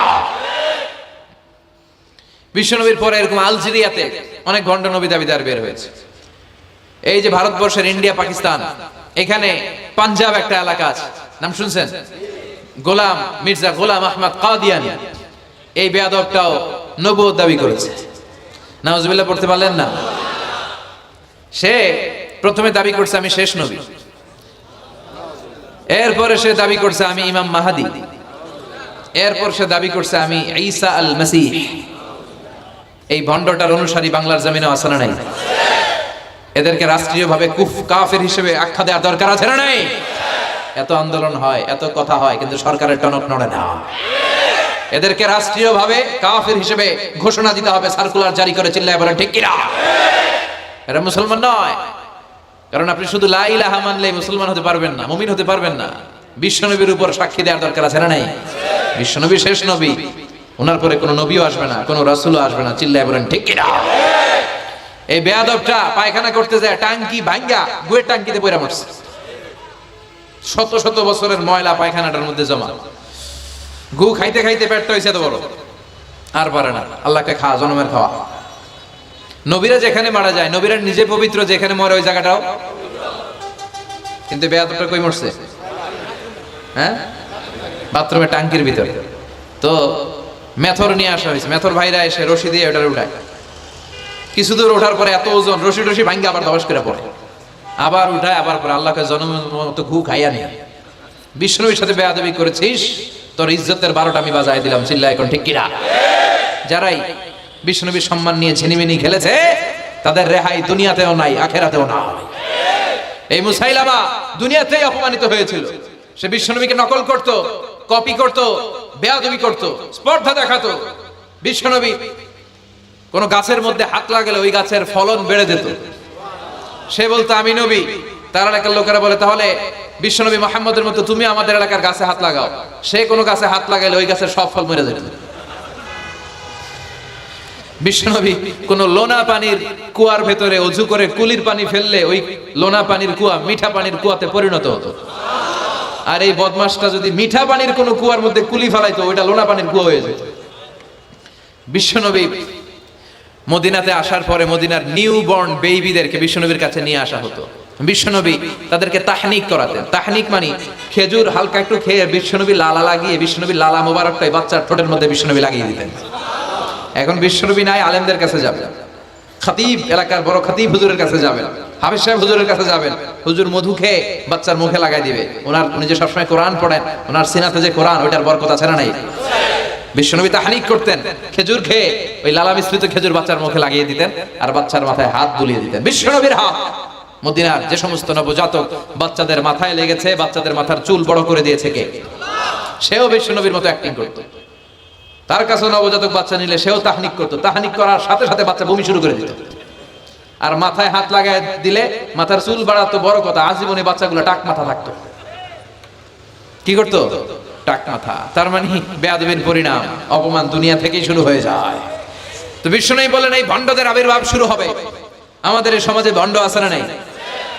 দোদেল বান্দা কালমা চোর, না পায় শ্মশান না পায় ঘোর, দিন থাকিতে আইরে পথে ছাইড়া দে ভণ্ডামি, ভণ্ডামি ভণ্ডামি ভণ্ডামি, ছাইড়া দে ভণ্ডামি। নামাজ কালাম পড়ে না, ইবলিস শয়তানের নানা। আছে না এরকম? ইসলামের লেবাস লাগায়, দাড়ি রাখে, চুল বড় রাখে, জট পাকায় রাখে, রোজা নাই, নামাজ নাই, পরিচ্ছন্নতা নাই, আতর নাই, গোসল নাই। আছে না নাই? এরকম ভণ্ড পীর আছে না নাই? হক্কানি পীর যারা, তাদের বিরুদ্ধে আমার কোনো কথা নাই। কারণ এদেশে অনেক লক্ষ লক্ষ হিন্দুরা এই হক্কানি পীরদের হাতে হাত রেখে কালিমা পড়ে মুসলমান হয়েছে। তাদেরকে আমরা সাপোর্ট করি। আমাদের বিরুদ্ধাচারণার হুঙ্কার হচ্ছে ভণ্ডদের বিরুদ্ধে। এই দেশে এত ভণ্ড পীর, এই দেশে যত ভণ্ড পীর আছে, অনেক দেশের জনসংখ্যাও এত নাই। কথা বলেন? অনেক ভণ্ড পীর আছে সারা বছর নাকি গোসল করে না, বছরে করে একবার ওই গোসলের পানি মুরিদরা খায় সব সাবার। আছে না নাই? এগুলোর সাথে আমাদের কোনো সম্পর্ক। বিশ্বনবী বললেন এরকম ভণ্ডদের আবির্ভাব সমাজে হবে কিয়ামতের আগে। এই আলামতটা সমাজে আছে না নাই? দেখেন বিশ্বনবী যাই বললেন অক্ষরে অক্ষরে মিলে যায়। এরপরে বিশ্বনবী ফরমান কাসরাতুল হারাজ, কিয়ামতের আগে হারাজ বেড়ে যাবে। সাহাবারা বললেন ওমাল হারাজ ইয়া রাসূলুল্লাহ, হে নবী হারাজ কি? বিশ্বনবী বললেন হাদা হুয়াল হারাজ, হাদা হুয়াল হারাজ। কি বুঝলেন? মারামারি, কোপাকুপি, যুদ্ধ আছে না নাই? আমরা কি যুদ্ধ চাই? যুদ্ধ নয় আরে যুদ্ধ নয়, নয় আর কোন তাজালা, সেই পৃথিবী আমাদের সকল মানুষের হোক নিরাপদ আবাস, সেই পৃথিবী আমাদের সকল মানুষের হোক নিরাপদ আবাস। We don't want to see anyone in the whole world, we don't want to see anyone in the whole world, ঠিক কি না? আমরা কোনো যুদ্ধ দেখতে চাই না, মারামারি দেখতে চাই না, অন্যায় হত্যাকাণ্ড বিচার বহির্ভূত কোন হত্যাকাণ্ড আমরা এই দেশে দেখতে চাই না। বিষ্ণুই বললেন কিয়ামতের আগে এগুলো বেড়ে যাবে। বিষ্ণুই বললেন যে হত্যা করবে সে জানবে না কেন আমি হত্যা করলাম। এরকম হত্যার দেশে আছে না নাই?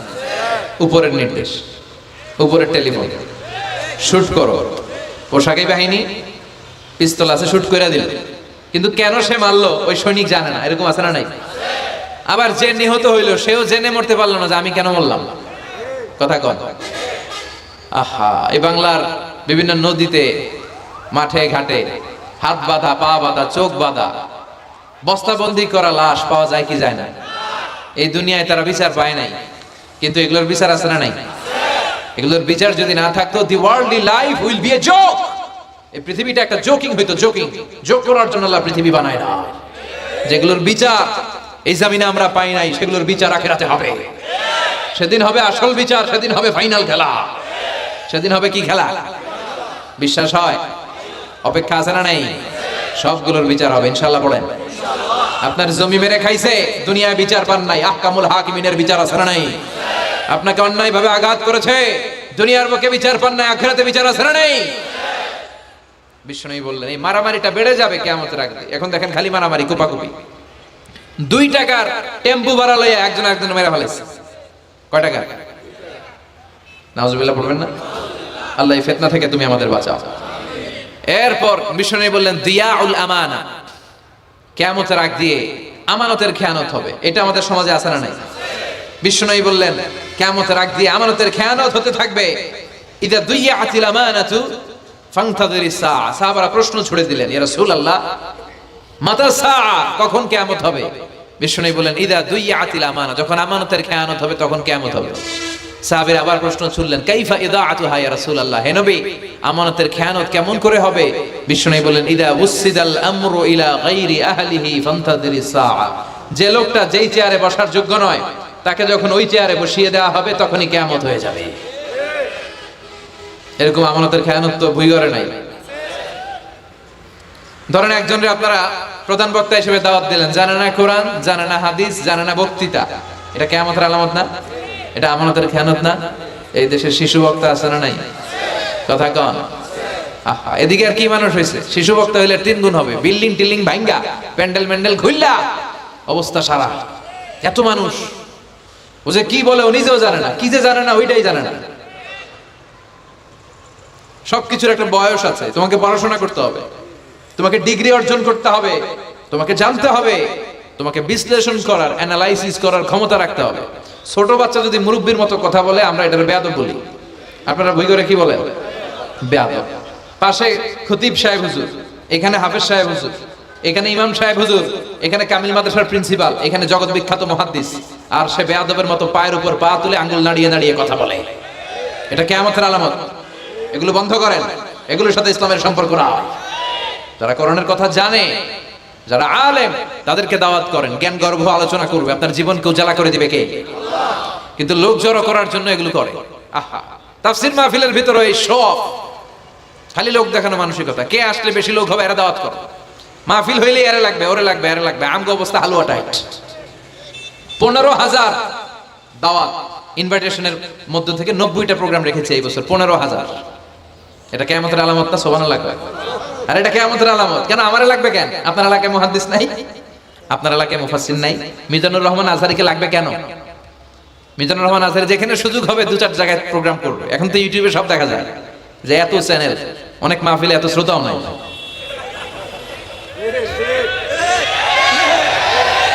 কথা কন। এখন কোথাও যেতে পারি না। আজকে এয়ারপোর্ট থেকে আসার পথে, এয়ারপোর্ট থেকে বের হইতে লাগতেছে আধা ঘন্টা। লোকজনের দাবি হচ্ছে হুজুর সেলফি তুলব। সেলফি তুলবো তাও বিভিন্ন অঙ্গভঙ্গি করে, এরকম মুখ বাঁকা করে, এরকম হাত বাঁকা করে। আমি বললাম কি স্টাইল? এটা গ্যাংনম স্টাইল। আছে না নাই? তো এগুলো লৌকিকতা যেন না হয়। এটা তো দিনের দাওয়াতের একটা সেক্টর, একটা প্ল্যাটফর্ম। এখানে ভুইগড়ের যিনি সবচেয়ে বড় খতিব সাহেব হুজুর, উনি আসলেই চলবে, বড় আলেম উনি আসলেই চলবে, পাবনা জেলার বড় আলেম পাবনায় কথা বলবে, আর অন্যান্য জেলার যদি সুযোগ হয়। কিন্তু এমন ভাবে এটারে আমরা একটা আক্রমণাত্মক জায়গায় নিয়েছি। একটা ডেটের জন্য মানুষ সিআইপি ভিআইপি দিয়ে ট্রাই করে, এটা ঠিক না। এই টেন্ডেন্সি থেকে আমরা যেন বেরিয়ে আসি। আমাদের দরকার ইখলাস। কি দরকার? ইখলাসের বড় অভাব। আবার মাহফিলে গেলে আমাদেরকে অনেক ক্রাইটেরিয়া দেয়, বলে হুজুর আপনার কিন্তু আজকে কাঁপাইতে হবে। আমি আসছি কোরআন থেকে কথা বলতে, এখানে কাঁপাকাঁপি হলে তো ভূমিকম্প হয়ে যাবে। কথা বলে। আবার বলে হুজুর আপনার কিন্তু আজকে জমাই দিয়ে যাইতে হবে। কি করতে হবে? জমাইতে হবে। তো এগুলোর সাথে ইখলাসের কোনো সম্পর্ক আছে? আবার বলে হুজুর কেউ যেন না ওঠে, আপনার কিন্তু ধরে রাখতে হবে। মানে আমনে করে সবাইরে ধরে রাখতে হবে, পাও ধরে থাকেন। এগুলোর সাথে হেদায়েতের কোনো সম্পর্ক। এজন্যই তো সমাজে হেদায়েত নাই। মাহফিলের পরে মাহফিল হয়, ফজরের নামাজটা ঠিকমতো হয় না। হেদায়েত শূন্য, হেদায়েত নাই, ইখলাস নাই। কি উদ্দেশ্যে শুনতেছি এটা যেন খেয়াল করে আমল করতে পারে, এই টেন্ডেন্সিটা নাই। আসুন আমরা একটু থামি, স্টপ, থামেন, অনেক হয়েছে। আন্না ইসলাম কি বলে, কি শিখাতে চায়, কি বুঝাতে চায়, ওইটা বোঝার চেষ্টা করেন, ওইভাবে মানার চেষ্টা করেন। কে কি বললো দেখার দরকার না, এত লোক জড়ো হওয়ার দরকার নেই। আজকে যদি চ্যানেল একটাও না থাকতো, 10 জন বসে যদি আমার কথা শুনতো, কোনো সমস্যা আছে? কথা বলেন। এজন্য হেদায়েতটা সবচেয়ে বেশি জরুরি, ইখলাসটা জরুরি, আল্লাহর প্রতি ভয়, আস্থা, ভালোবাসা, এটা বেশি জরুরি। আল্লাহ তুমি ইখলাস দিয়ে আমাদের হৃদয়টাকে পূর্ণ করো। তাহলে এই যে লোক যে চেয়ারে বসার যোগ্য না, ওই লোক যদি ওই চেয়ারে বসে, কিয়ামতের আলামত আছে না নাই? চেয়ারম্যান হওয়ার যোগ্যতা যদি না থাকে, যদি চেয়ারম্যান হয়ে যায়, হ্যাঁ, সাইয়্যিদুল কওমি খাদিমুহুম, নেতা হবে তারা যারা মানুষকে খেদমত করবেন। খেদমত করার জন্য 1.5 কোটি টাকা খরচ করে চেয়ারম্যান ইলেকশন করে, 5 কোটি টাকা। এগুলো কেন? এই ট্রেডিশন দেশে আসলো কেন? উনি টাকা খরচ করবে কেন? ওনার চা খাওয়ানো আর সিগারেট খাওয়ানো লাগবে কেন? উনি তো আমাদের খাদেম হওয়ার জন্য আসছে। উনি জনপ্রতিনিধি হয়ে দাঁড়াবে, যাকে আপনারা পছন্দ করবেন ভোট দিবেন না। হাজার হাজার কোটি টাকা, শোডাউন, সব আছে না নাই? কিয়ামতের আলামত। মসজিদের সভাপতির সাথে মসজিদের কোনো সম্পর্ক নাই, আছে না নাই? সব সভাপতিকে আমি এক পাল্লায় মেপে দিচ্ছি না, বেশিরভাগের এই অবস্থা। ভালো 2-1 জন আছে, আমি জেনারেলাইজ করছি না।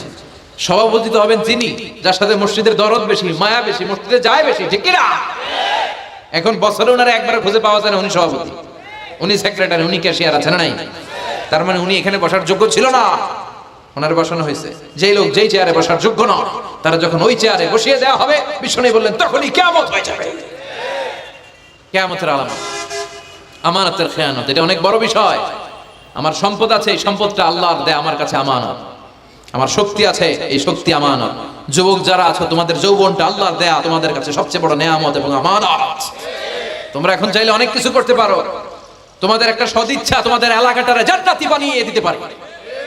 তোমরা চাইলে সাগরের স্রোতকে পাল্টে দিতে পারো, বাতাসের গতিকে উল্টে দিতে পারো, তোমরা ইতিহাস রচনা করতে পারো।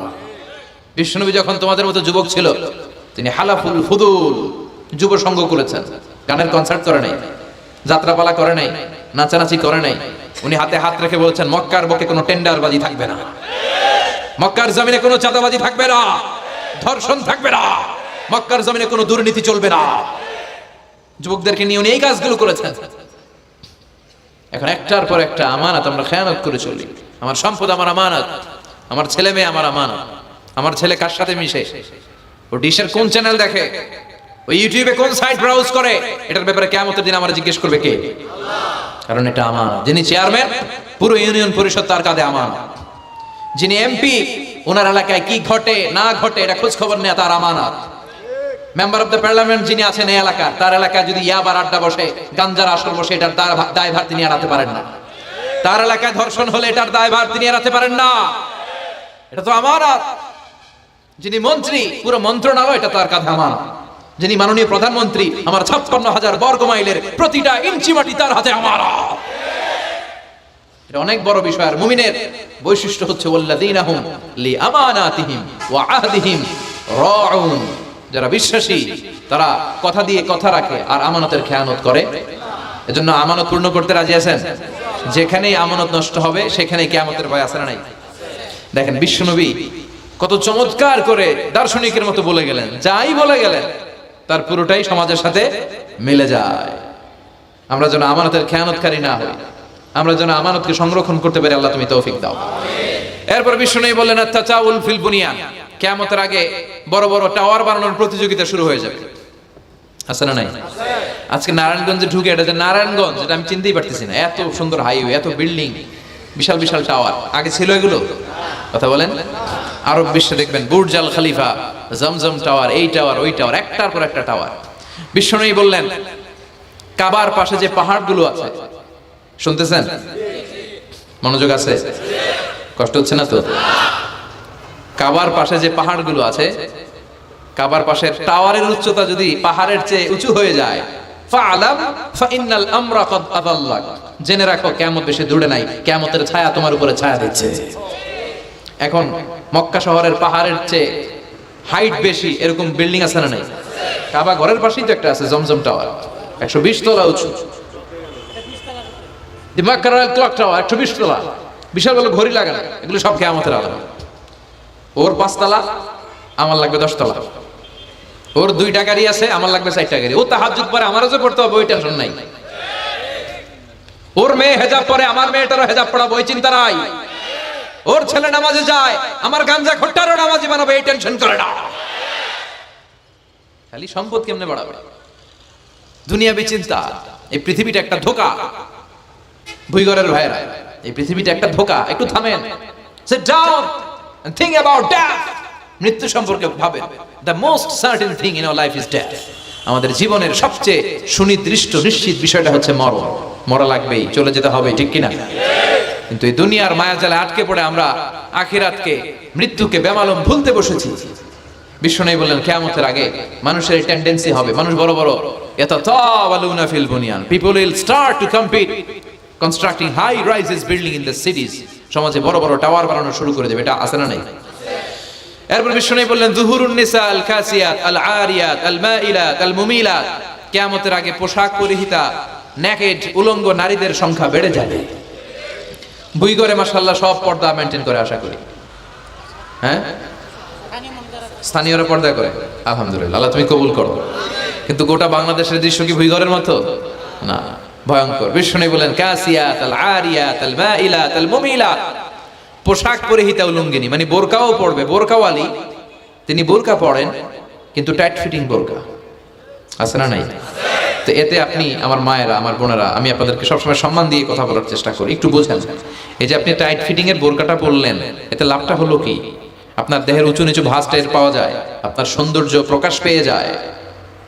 হেজাব আল্লাহ এমনি এমনি দেয় নাই, যার সম্মান বেশি ওটা প্যাকেট বেশি। কথা কন। ডায়মন্ডের আংটি ওই রাস্তার মধ্যে বিক্রি করে না? স্বর্ণের আংটি না, ওইটা স্পেশাল মার্কেটে বিক্রি করে। কোন মার্কেটের সামনে পুলিশ রাইফেল নিয়ে দাঁড়ায় থাকে না, কিন্তু স্বর্ণ মার্কেটের সামনে রাইফেল আছে না নাই? ভিতরে স্পেশাল সিকিউরিটি আছে না নাই? গ্লাস ফিটিং করা, ওইখানে সিকিউরিটি আলাদা, স্পেশাল লকার আছে না নাই? কারণ এটার দাম বেশি, তাই এটার পর্দা বেশি, প্যাকেট বেশি। সুবহানাল্লাহ পড়েন। নারীদেরকে তো ইসলাম মর্যাদা দিয়েছে। বিষ্ণু বলেছেন দুনিয়া কুল্লুহা মাতা ওয়া খায়রু মাতা'আদ দুনিয়া আল মারআতুস সালিহা, দুনিয়া সব হলো সম্পদ, আর এই সব সম্পদের মধ্যে সবচেয়ে দামি সম্পদ হচ্ছে নেককার নারী। এদের পেটগুলা খনি। এই নেককার নারীগুলো যদি হেজাব মেইনটেইন করে, এই পেটগুলো থেকে আল্লাহ ওয়ালা বেরোবে, নাজমু সাকিব বেরোবে, কারি আহমদ বিন ইউসুফ আল আজহারি বেরোবে, বড় বড় মুফাসসিরে কোরআন বেরোবে। আর যদি হেজাব না করে, জি বাংলা স্টার জলসা নিয়ে মশগুল হয়ে থাকে, হ্যাঁ, টেন্ডারবাজ, চাঁদাবাজ, ডাকাত, এগুলো বেরোবে। ওজনে কম দিবে, খাদ্যে ভেজাল দিবে, মাছে ফরমালিন দিবে, গাঞ্জা টাকার জন্য লাথি মেরে মারে ঘর থেকে বের করে দিবে। এজন্য নারীরা, আমার বোনেরা, আপনারা অনেক সম্মানিতা, নিজেদের সম্মান সম্পর্কে সচেতন হন। এই হেজাব আপনার অধিকার, এই হেজাব নারীর অহংকার, হেজাব নারীর আভিজাত্যের প্রতীক, হেজাব নারীর রুচির প্রতীক। আপনার রুচিটা কেমন আপনার পোশাক দেখে বোঝা যায়। কথা কয়, যে মেয়েটা হিপ হপ স্টাইলে চলাফেরা করে, গ্যাংনম স্টাইলে, এই মেয়েটারে ইফটিজিং করার সুযোগ আছে না নেই? কিন্তু যে হেজাব মেনটেন করে যেই নারীরা চলে, এদেরকে দেখলেই একটা সম্মান চলে আসে। কি ভুল বললাম? একটা সম্মান আসে না? আপনাদের সম্মানটা আপনারা রাখবেন। বিষ্ণু বললেন যুহুরুন নিসাল কাসিয়াতাল আরিয়াতাল মাইলাতাল মুমিলা, কিয়ামতের আগে পোশাক পরিহিত উলঙ্গিনী নারী বেরোবে। লা ইয়াজিদনা রিহাহা লা ইয়াদখুলনাল জান্নাতা ওয়া লা ইয়াজিদনা রিহাহা, এই নারীগুলো জান্নাতে তো প্রবেশ করবেই না, জান্নাতের ঘ্রাণও নাকে লাগবে না।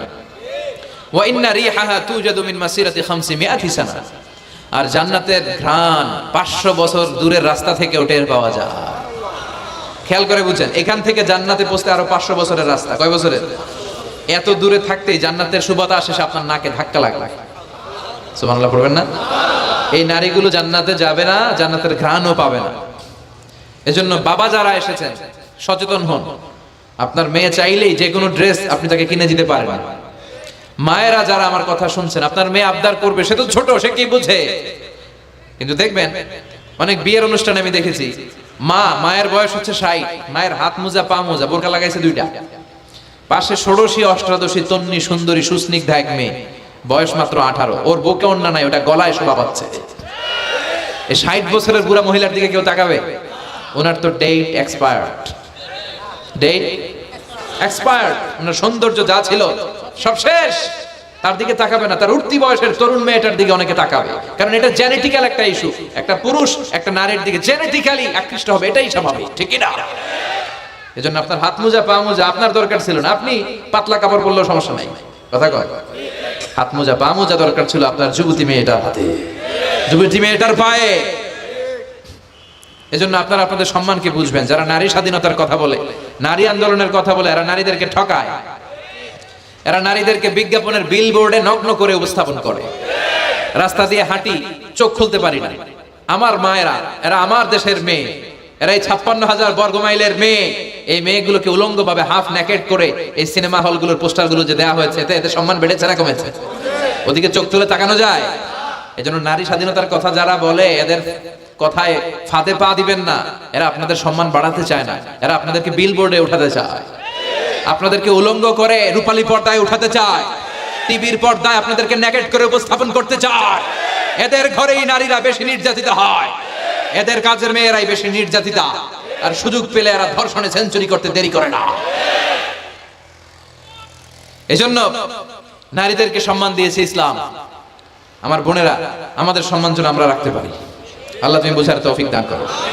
এরপরে বিষ্ণু বললেন, ইতাআতু যাওজা ওয়া উকুকুল কিয়ামতের আগে বিয়ে করার পরে ছেলেগুলো মাকে ভুলে গিয়ে স্ত্রীর পেছনে পেছনে দৌড়াবে, স্ত্রীর আনুগত্য করবে।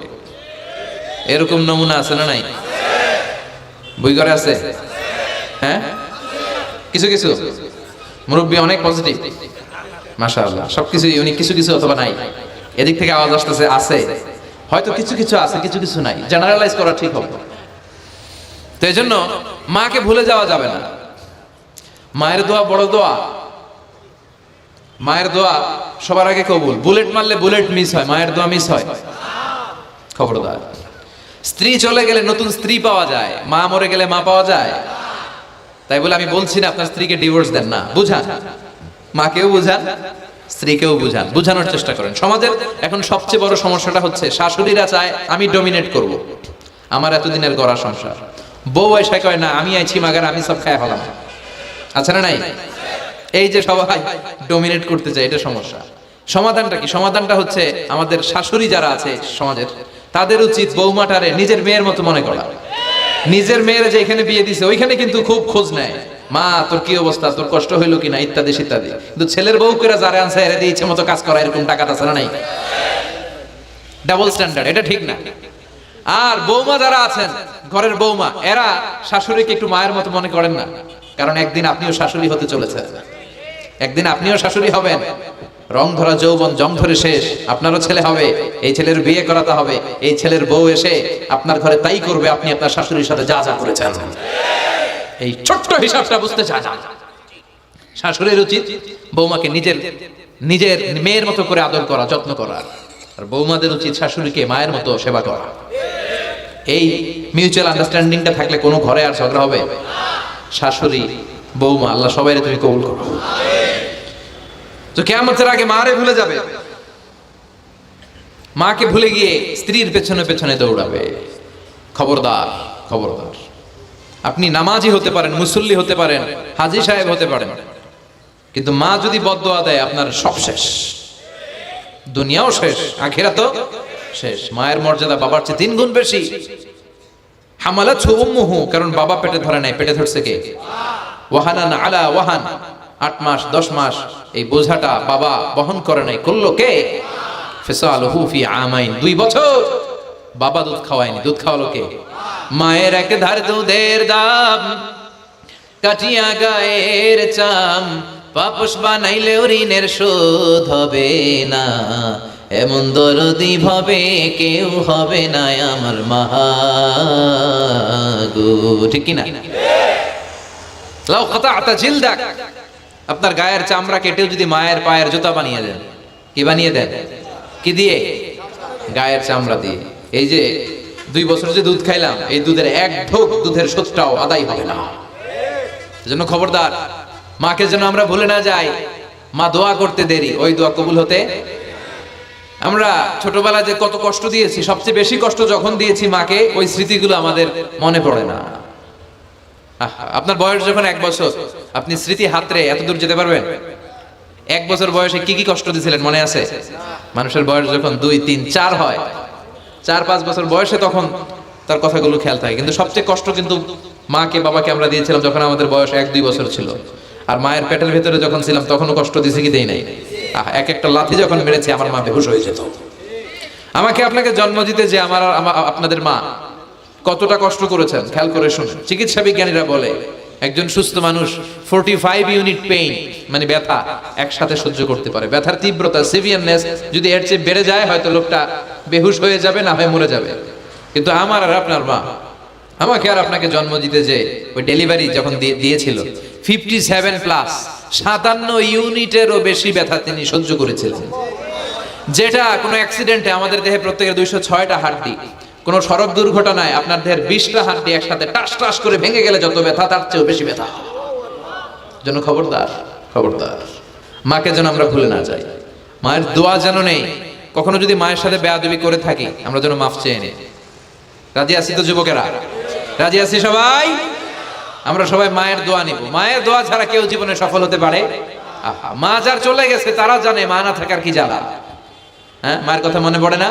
যখন রাত্রি নিঝুম, এই চোখে ঘুম, একলা শূন্য ঘরে, তোমায় মনে পড়ে মাগো, তোমায় মনে পড়ে, জানি তোমার দোয়া পেলে উঠব সকল বাধা ঠেলে, তোমার দোয়া সকল কাজে ঝরছে মাথায় পড়ে, তোমায় মনে পড়ে মাগো, তোমায় মনে পড়ে, যখন রাত্রি নিঝুম, এই চোখে ঘুম, একলা শূন্য ঘরে, তোমায় মনে পড়ে মাগো, তোমায় মনে পড়ে। ঠিক কি না? আমরা যারা মা হারা, বাবা হারা, আল্লাহর কাছে আমরা কামনা করি, আল্লাহ আমাদের বাবা মাকে তাদের কবরগুলোরে তুমি জান্নাতের টুকরা বানিয়ে দাও। তো বিশ্বনবী যেটা বললেন এটাও আমাদের সমাজে পাওয়া যাচ্ছে, ঠিক কি না? এরপর বিশ্বনবী বললেন যুখরুফাতুল মাসাজিদ ওয়াত তাবাহি বিহা, কিয়ামতের আগে মসজিদ নিয়ে অহংকার শুরু হয়ে যাবে, মসজিদ নিয়ে দলাদলি। ভুই ঘরে মাশাআল্লাহ এগুলো নাই। ওই মসজিদ টাইলসের মসজিদ, আমরা এসি লাগাবো, ওইটাতে 3 তালা করছে, আমরা 5 তালা করবো, ডিজাইন করব এগুলা, কিন্তু আমরাও যে নামাজ পড়বো এই চিন্তা নাই। কথা কন, মসজিদের সৌন্দর্য হচ্ছে মুসল্লি দিয়ে, কি দিয়ে? কিন্তু আমাদের মসজিদগুলো মুসল্লি শূন্য। ফজরের সালাতে বেহাল দশা, কথা বলেন, জোহরের সালাতে বেহাল দশা, আসরের বেহাল দশা, মাগরিবে একটু বাড়ায় আসে আবার বেহাল দশা, কথা বলেন। এজন্য মসজিদে গিয়ে সালাত পড়তে হবে। মসজিদ নিয়ে বাড়াবাড়ি করা যাবে না, দলাদলি করা যাবে না। মসজিদকে আমরা এত ডিজাইন করি, এটাও নিষেধ। মসজিদের সামনের দেয়ালে ঘড়ি টড়ি, লাইটিং ফাইটিং এগুলো যত কম দেয়া যায়, তাহলে দৃষ্টিটা ওইদিকে যাবে না। লাইট টাইট সবকিছু পেছনে হবে, যার ঘড়ি দেখা দরকার পেছন থেকে দেখে নেবে, সামনের জায়গাটা হবে ফ্রেশ। কিন্তু এরকম মসজিদ বাংলাদেশে খুঁজেই পাওয়া যায় না, কথা বলেন। বিশ্বনবীর মসজিদ ছিল, বুখারীর বর্ণনা, ওয়া কানা সাকফুল মসজিদে জারিদুন নাখাল, বিশ্বনবীর মসজিদে নববীর ছাদ ছিল খেজুর পাতা দিয়ে তৈরি, ডালা দিয়ে তৈরি ছাদ। আর মসজিদে নববীর ফ্লোর ছিল বালুর ফ্লোর, বৃষ্টি হলে কাদামাটি হয়ে যেত। বিশ্বনবীর সাহাবীরা বর্ণনা করেন, রাআইতু রাসূলুল্লাহি সাল্লাল্লাহু আলাইহি ওয়াসাল্লাম ইয়াসজুদু ফিল মাই ওয়াত তিন, কাদামাটির উপরে বিশ্বনবী সিজদা দিচ্ছেন, নামাজ পড়ছেন। সালাম ফিরিয়ে বিশ্বনবী যখন সাহাবীদের দিকে মুখ ফিরিয়ে বসে তাসবিহ পড়তেন, সাহাবারা বর্ণনা করেন, রাআইতু আসারা তিনি ফি জাবহাতি, বিশ্বনবীর কপাল মোবারকে আমরা কাদার মাটি দেখতে পেয়েছি। আর আমাদের মসজিদে খালি টাইলস, তোরা ঢাকায় টাইলস, আমরা উজবেকিস্তান থেকে টাইলস নিয়ে আসো, আছে না নাই? এজন্য মসজিদ দিয়ে যেন আমরা দলাদলি না করি, মসজিদটার জন্য হেদায়েতের মার্কাজ বানায়। রাজি আছেন তো? বাচ্চাদেরকে মসজিদে যেতে দিবেন, আমি সব জায়গায় বলি। অনেক মুরব্বীরা আছে বাচ্চাদেরকে মসজিদে ঢুকতে দিতে চায় না, আছে না নাই? বাচ্চা ঢুকাইলে রেগে যায়। রেগে যান কেন? ওর বয়স হতে আপনি মসজিদের দিকে আসার খান নাই, মসজিদের দিকে উল্টায় পরে আসারও তো খান নাই। ও আসতে যাচ্ছে, আসতে দেন। বাচ্চারা মসজিদে আওয়াজ করবে, এতে কোনো সমস্যা নাই, বাচ্চারাই তো আওয়াজ করবে, আপনি করবেন? বাচ্চারা লাফালাফি করলে ভালো লাগে, 80 বছরের বুড়া মানুষ লাফ দিলে ভালো লাগবে? কথা কন, বিশ্রী দেখা যায়। বাচ্চারা এরকম লাফালাফি করবে। তুরস্কের বিভিন্ন মসজিদের দেয়ালে ফেস্টুনে ব্যানারে লেখা থাকে, নামাজ চলা অবস্থায়, জামাত চলা অবস্থায় যদি পিছনে বাচ্চাদের আওয়াজ চিল্লাপাল্লা শুনতে পাওয়া না যায়, তাহলে ভবিষ্যৎ প্রজন্ম নিয়ে তোমাদের চিন্তায় থাকা উচিত। পিছনে বাচ্চাদের আওয়াজ নাই, তার মানে আমার নাতিপুতি, আমার ছেলেমেয়েরা তো নামাজি হচ্ছে না। আর তারাবি নামাজ পড়তেছে, পিছনে চিল্লায় ফাটায় ফেলাইতেছে, তার মানে ইনশাল্লাহ ভবিষ্যতে নাতিপুতিরা সবগুলা মুসল্লি হবে। কথা বলেন, বুঝায় দিবেন যে বাবারা দুষ্টামি করিস না, কিছুক্ষণ থামবে আবার শুরু করবে। এটাই বাচ্চাদের সৌন্দর্য, এটা বাচ্চারা করলেই মানায়। বাচ্চাদেরকে যেন আমরা মসজিদে নিয়ে যাই। রাজি আছেন তো? আল্লাহ বুঝার তৌফিক দান করো। বিশ্বনবী বললেন, ইয়াতাকারাবুজ জামান তাতাকারাবুল আসওয়াক, কিয়ামতের আগে ইয়াতাকারাবুজ জামান, সময়ের বরকত কমে যাবে। 1 বছর মনে হবে 1 মাস, 1 মাস মনে হবে 1 সপ্তাহ, 1 সপ্তাহকে মনে হবে 1 দিন। এই যে 4 বছর ধরে এখানে তাফসীর হয়, তাই না? কথা কন। গত বছর আসছিলেন কারা কারা? হাত তোলেন। আসছে তো কম না, ভালোই আসছিল, হাত নামান। এই যে গত বছর ওয়াজ শুনে গেলেন, এই বছর আবার আসলেন, আপনাদের কি মনে হয় যে 1 বছর চলে গেছে? মনে হয় যে অল্প কয়েক মাসের ব্যবধানে বছরটা ঘুরে যেন আবার চলে আসে, এরকম মনে হয় না? বরকত উঠায় নিচ্ছে কে? কথা বলেন। এরপর খাবারের স্বাদ উঠায় নিচ্ছে কে? আগে খাবারের যে স্বাদ ছিল এখন এটা আছে? আগে ইলিশ মাছ রান্না করলে যে ঘ্রাণ হতো, এখন এই ঘ্রাণ পাওয়া যায়? আগে শোল মাছের ঝোল রান্না করলে যে স্বাদ হতো, আগে চিংড়ি মাছ রান্না করলে যে স্বাদ লাগতো, এখন এই স্বাদ পাওয়া যায়? সব তুলে নিল কে? দেখেন বিশ্বনবী যা যা বললেন তার প্রমাণ সমাজে আছে না নাই? শুনতেছেন না? কষ্ট হচ্ছে? আরো 2-1টা আলামত শুনবেন, শেষ করে দেই। শুনবেন আর কয়েক মিনিট। বিশ্বনবী বললেন, তাসলিমুল খাসা, কিয়ামতের আগে লোকজন শুধু পরিচিতদেরকে সালাম দিবে, অপরিচিতদেরকে সালাম দিতে চাইবে না। এরকম আছে না নাই? এই মুরব্বী চাচারে চিনি, চাচা আসসালাম আলাইকুম, চিনি আসসালাম আলাইকুম, ওদিকে চিনি আসসালাম আলাইকুম, কিন্তু অন্য একটা এলাকায় গেছি, ওখানে কাউরে চিনি না, সালামও দেয় না। বাসে উঠছেন, কাউরে চিনেন না, সালাম দেন না, এরকম আছে না নাই? তো সালাম কি যাদেরকে চিনেন এদের জন্য? কথা কন। আলা মান আরাফতা ওয়া মান লাম তারিফ, যাকে চিনো সালাম দাও, যাকে চিনো না তাকেও দাও। আল বাদিউ বিস সালাম, বিশ্বনবী বললেন আগে আগে দাও। আল বাদিউ বিস সালাম বারিউম মিনাল কিবর, আগে আগে যে সালাম দেয় তার হৃদয় থেকে অহংকার মুক্ত করে দেয় কে? অহংকার মুক্ত হওয়ার দরকার আছে না নাই? যার হৃদয়ে যাররা পরিমাণ অহংকার থাকবে সে জান্নাতে প্রবেশ করতে পারবে? কথা বলেন। এজন্য আমরা আগে আগে সালাম দেব। ভুইগরের ভাইয়েরা ছোটরা বড়দেরকে দিব, বড়রা ছোটদেরকে দিব, হাজবেন্ড ওয়াইফকে দিব, ওয়াইফ হাজবেন্ডকে দিব। রাজি আছেন তো? আজকে যারা স্বামী যারা আসছেন বাড়িতে যেই ভাবির আগে সালাম দিবেন। রাজি আছেন? কথা কয় না, আওয়াজ ছোট হয়ে গেছে। পারা যাবে? আপনি আগে সালাম দিবেন, এটা দেখে আপনার স্ত্রী লজ্জা পেয়ে আপনার আগে দিবে, এগুলো দেখে বাচ্চারা সালাম শিখে ফেলবে। সুবহানাল্লাহ কইবেন না? আমরা কি চাই না আমাদের ফ্যামিলিগুলো এরকম সুন্দর হোক? আমরা কি চাই না আমাদের ফ্যামিলিগুলো জান্নাতি হোক? এরপরে বিশ্বনবী বললেন, খুতাবুকুম তাবিলা সালাওয়াতুকুম কাসীরা, কিয়ামতের আগে খুতবাগুলো লম্বা হবে আর সালাতগুলো খাটো হয়ে যাবে। এই যে বক্তব্য লম্বা, নামাজ হয়ে যায় খাটো, আছে না নাই? হুজুর ওয়াজ করেন, ওয়াজ টেস্ট লাগে, নামাজ টেস্ট লাগে না, আছে না নাই? এশার নামাজে পড়ে না, ফজর নামাজে পড়ে না, রাত 2টা পর্যন্ত ওয়াজ শুনে, আছে না নাই? এরকম করা যাবে না। নামাজ কামাই করা যাবে না। সবার আগে হবে নামাজের হিসাব। নামাজের হিসাব ঠিক তো আপনার পুরো আমলনামা ঠিক। নামাজে ভেজাল তো সব জায়গায় ভেজাল। প্রথম হিসাব নেওয়া হবে এই সালাতের, খবরদার। এরপরে বিশ্বনবী বললেন, লা ইউকাসসামুল মিরাস আলা ওয়াজহিন সাহি, বিশ্বনবীর হাদিস থেকে এরকম বর্ণনা পাওয়া যায়, এর মাফহুম হচ্ছে লা ইয়াকসামুল মিরাস আলা ওয়াজহিন সহিহ, সহিহ পদ্ধতিতে মিরাজ বণ্টিত হবে না। লিযাকারি মিসলু হাদ্দিল উনসায়াইন, সব বাবাদেরকে আল্লাহ বললেন উত্তরাধিকারের বন্টন নীতি তুমি মেনে ছেলে মেয়েদের মধ্যে বন্টন করে দিবা। ছেলেরে দিবা যদ্দূর, মেয়েরে দিবা অর্ধেক। কার আইন? কথা বলেন আইনটা কার? ছেলেরে যদি 2 লাখ দেন, মেয়েরে চিল্লায় বলেন, ছেলে 2 লাখ পেলে মেয়ে কয় লাখ? ছেলের 4টা বাড়ি পেলে মেয়ে কয়টা বাড়ি? অনেক বাবা আছে মেয়েরা কয় মা তোর বাইরে সব দিয়ে দিলাম, তোর লেগে দোয়া করে দিলাম। হাত তুলছে এমনি। মেয়ের লেগে কি করে দেয়? আর বাইরে সব দিয়ে দেয়। এগুলো টাকা, এগুলো কি ভুই ঘরে মাশাআল্লাহ এরকম টাকার নাই। দোয়া তো আপনি সবাইরই করুন। ছেলে যেটা প্রাপ্য দিয়ে দেন, মেয়ে যেটা প্রাপ্য দিয়ে দেন, তারপরে হাত তুলে দোয়াও করে দেন। কথা বলেন। অনেক মা আছে ছেলেরে বেশি খাওয়ায়, মেয়েরে কম খাওয়ায়, আছে না নাই? ছেলের পাতে মুরগির রান, মাইয়ার পাতে মুরগির ঠ্যাং, আছে না নাই? দেখবেন ওই মা বাবার হয়তো অনেক সময় শেষ কালটা ছেলের বাড়িতে কাটে না, কাটে মেয়ের বাড়িতে, আছে না নাই? কারণ প্রকৃতিরও একটা মায়ের আছে না নাই? শেষ মাইটা আল্লাহ দিবে। শেষ মাইটা কার? আল্লাহ ছাড় দেয়, ছেড়ে দেয় না। আল্লাহ কি দেয়? কি দেয় না? আল্লাহর সব মনে থাকে। আল্লাহ শেষ খেলাটা খেলে দিবে। চিল্লায় বলেন ঠিক কিনা? বাবা মা যারা আছেন সাবধান, উল্টাপাল্টা করেন না। এগুলো নিয়ে কত বিচার যে আমাদের কাছে আসে, কত মাসালা যে আসে। কেন করেন এগুলো? সমানভাবে আপনি ইনসাফ করেন, কিয়ামতের দিন আপনার বিচার করার সময় আল্লাহ আপনার উপর ইনসাফ করবে। আপনি ঠকাবেন, আল্লাহ আপনার 14 গোষ্ঠী উদ্ধার করে ছাড়বে।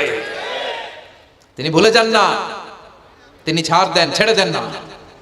এজন্য মিরাসের যে বন্টন পদ্ধতি, আমরা যেন ইসলামের দেয়া পদ্ধতি অনুসরণ করি। আল্লাহ তৌফিক দাও। কিয়ামতের আগে ভূমিকম্প বেড়ে যাবে, আছে না নাই? কিয়ামতের আগে আত্মহত্যা বেড়ে যাবে, আছে না নাই? কিয়ামতের আগে ঢোল বাদ্য নাচানাচি বেড়ে যাবে, আছে না নাই?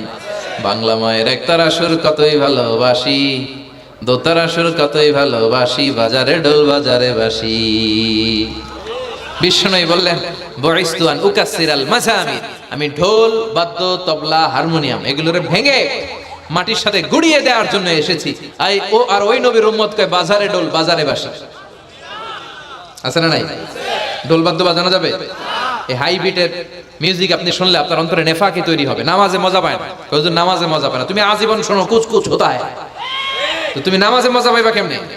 আজীবন শুনে কি কুচ কুচ হোতা হয়। এখন নামাজে মজা পায় না, জিকির করে মজা পায় না, তেলাওয়াতে মজা পায় না, মজা নাই, মনোযোগ নাই। হৃদয়টাকে যে তুমি শয়তানের আখড়া বানিয়েছো, তুমি সালাতে প্রশান্তি পাবে কি করে? এজন্য এই মিউজিক্যাল ইনস্ট্রুমেন্ট থেকে দূরে থাকতে হবে। এগুলো অন্তরে নেফাকি তৈরি করে। আপনি দফ বাজাতে পারবেন? দফ চিনেন? ঢোলের 2 দিক আটকানো, দফের এক দিক আটকানো, এক দিক খোলা। এটা বাজিয়ে আপনি নাশিদ পরিবেশন করতে পারবেন, সমস্যা নাই। বিশ্বনবী বিয়ের ক্ষেত্রে বলেছেন আলিনু আন নিকাহ বিদ্দুফুফ, এই দফ বাজিয়ে দফের ব্যান্ড পার্টি করে বিয়ের ঘোষণা দিয়ে দাও। ঈদের দিন বিশ্বনবী শোয়া, কিছু ছোট্ট মেয়েরা এসে দফ বাজিয়ে নাচ গান করতেছে, ছোট মেয়েরা। সাইয়েদনা আবু বকর দেখে রেগে গেলেন, আমিজবারু শয়তানি ফি বাইতি রাসূলিল্লাহ, আল্লাহর নবীর ঘরে শয়তানের বাদ্য। বিশ্বনবী বললেন দাহু ইয়া আবু বকর, আবু বকর রাখো, ইন্না লিকুল্লি কওমিন ঈদ, সব জাতিরই তো একটা ঈদের অনুষ্ঠান আছে। হাদা ঈদুনা, আজকের দিনটা আমাদের ঈদের দিন, বাচ্চাদেরকে একটু আনন্দ উৎসব করতে দাও। এই দফ বাজালে কোনো ক্ষতি নাই। বিশ্বনবী মক্কা থেকে যখন মদিনায় হিজরতে গেলেন, কোন পথ দিয়ে আমার নবী আসবে জানার জন্য মদিনার ছেলেমেয়েরা পাগল হয়ে গেল। ওই পথে দফ নিয়ে দাঁড়িয়ে রইল। বিশ্বনবী সাইয়েদনা আবু বকরকে নিয়ে আগমন করলেন। ওরা তালা আল বাদরু আলাইনা বলে বিশ্বনবীর ওয়েলকাম জানালো। সুবহানাল্লাহ পড়েন।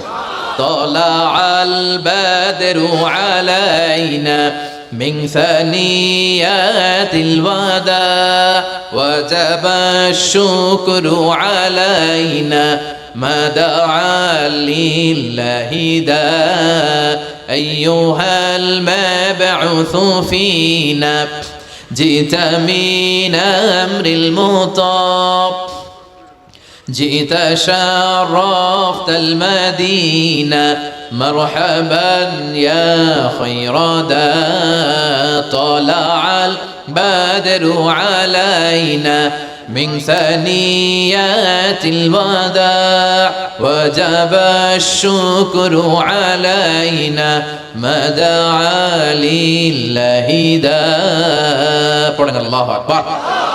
আমরা যেন এই সুস্থ সংস্কৃতির প্রচার প্রসার করতে পারি।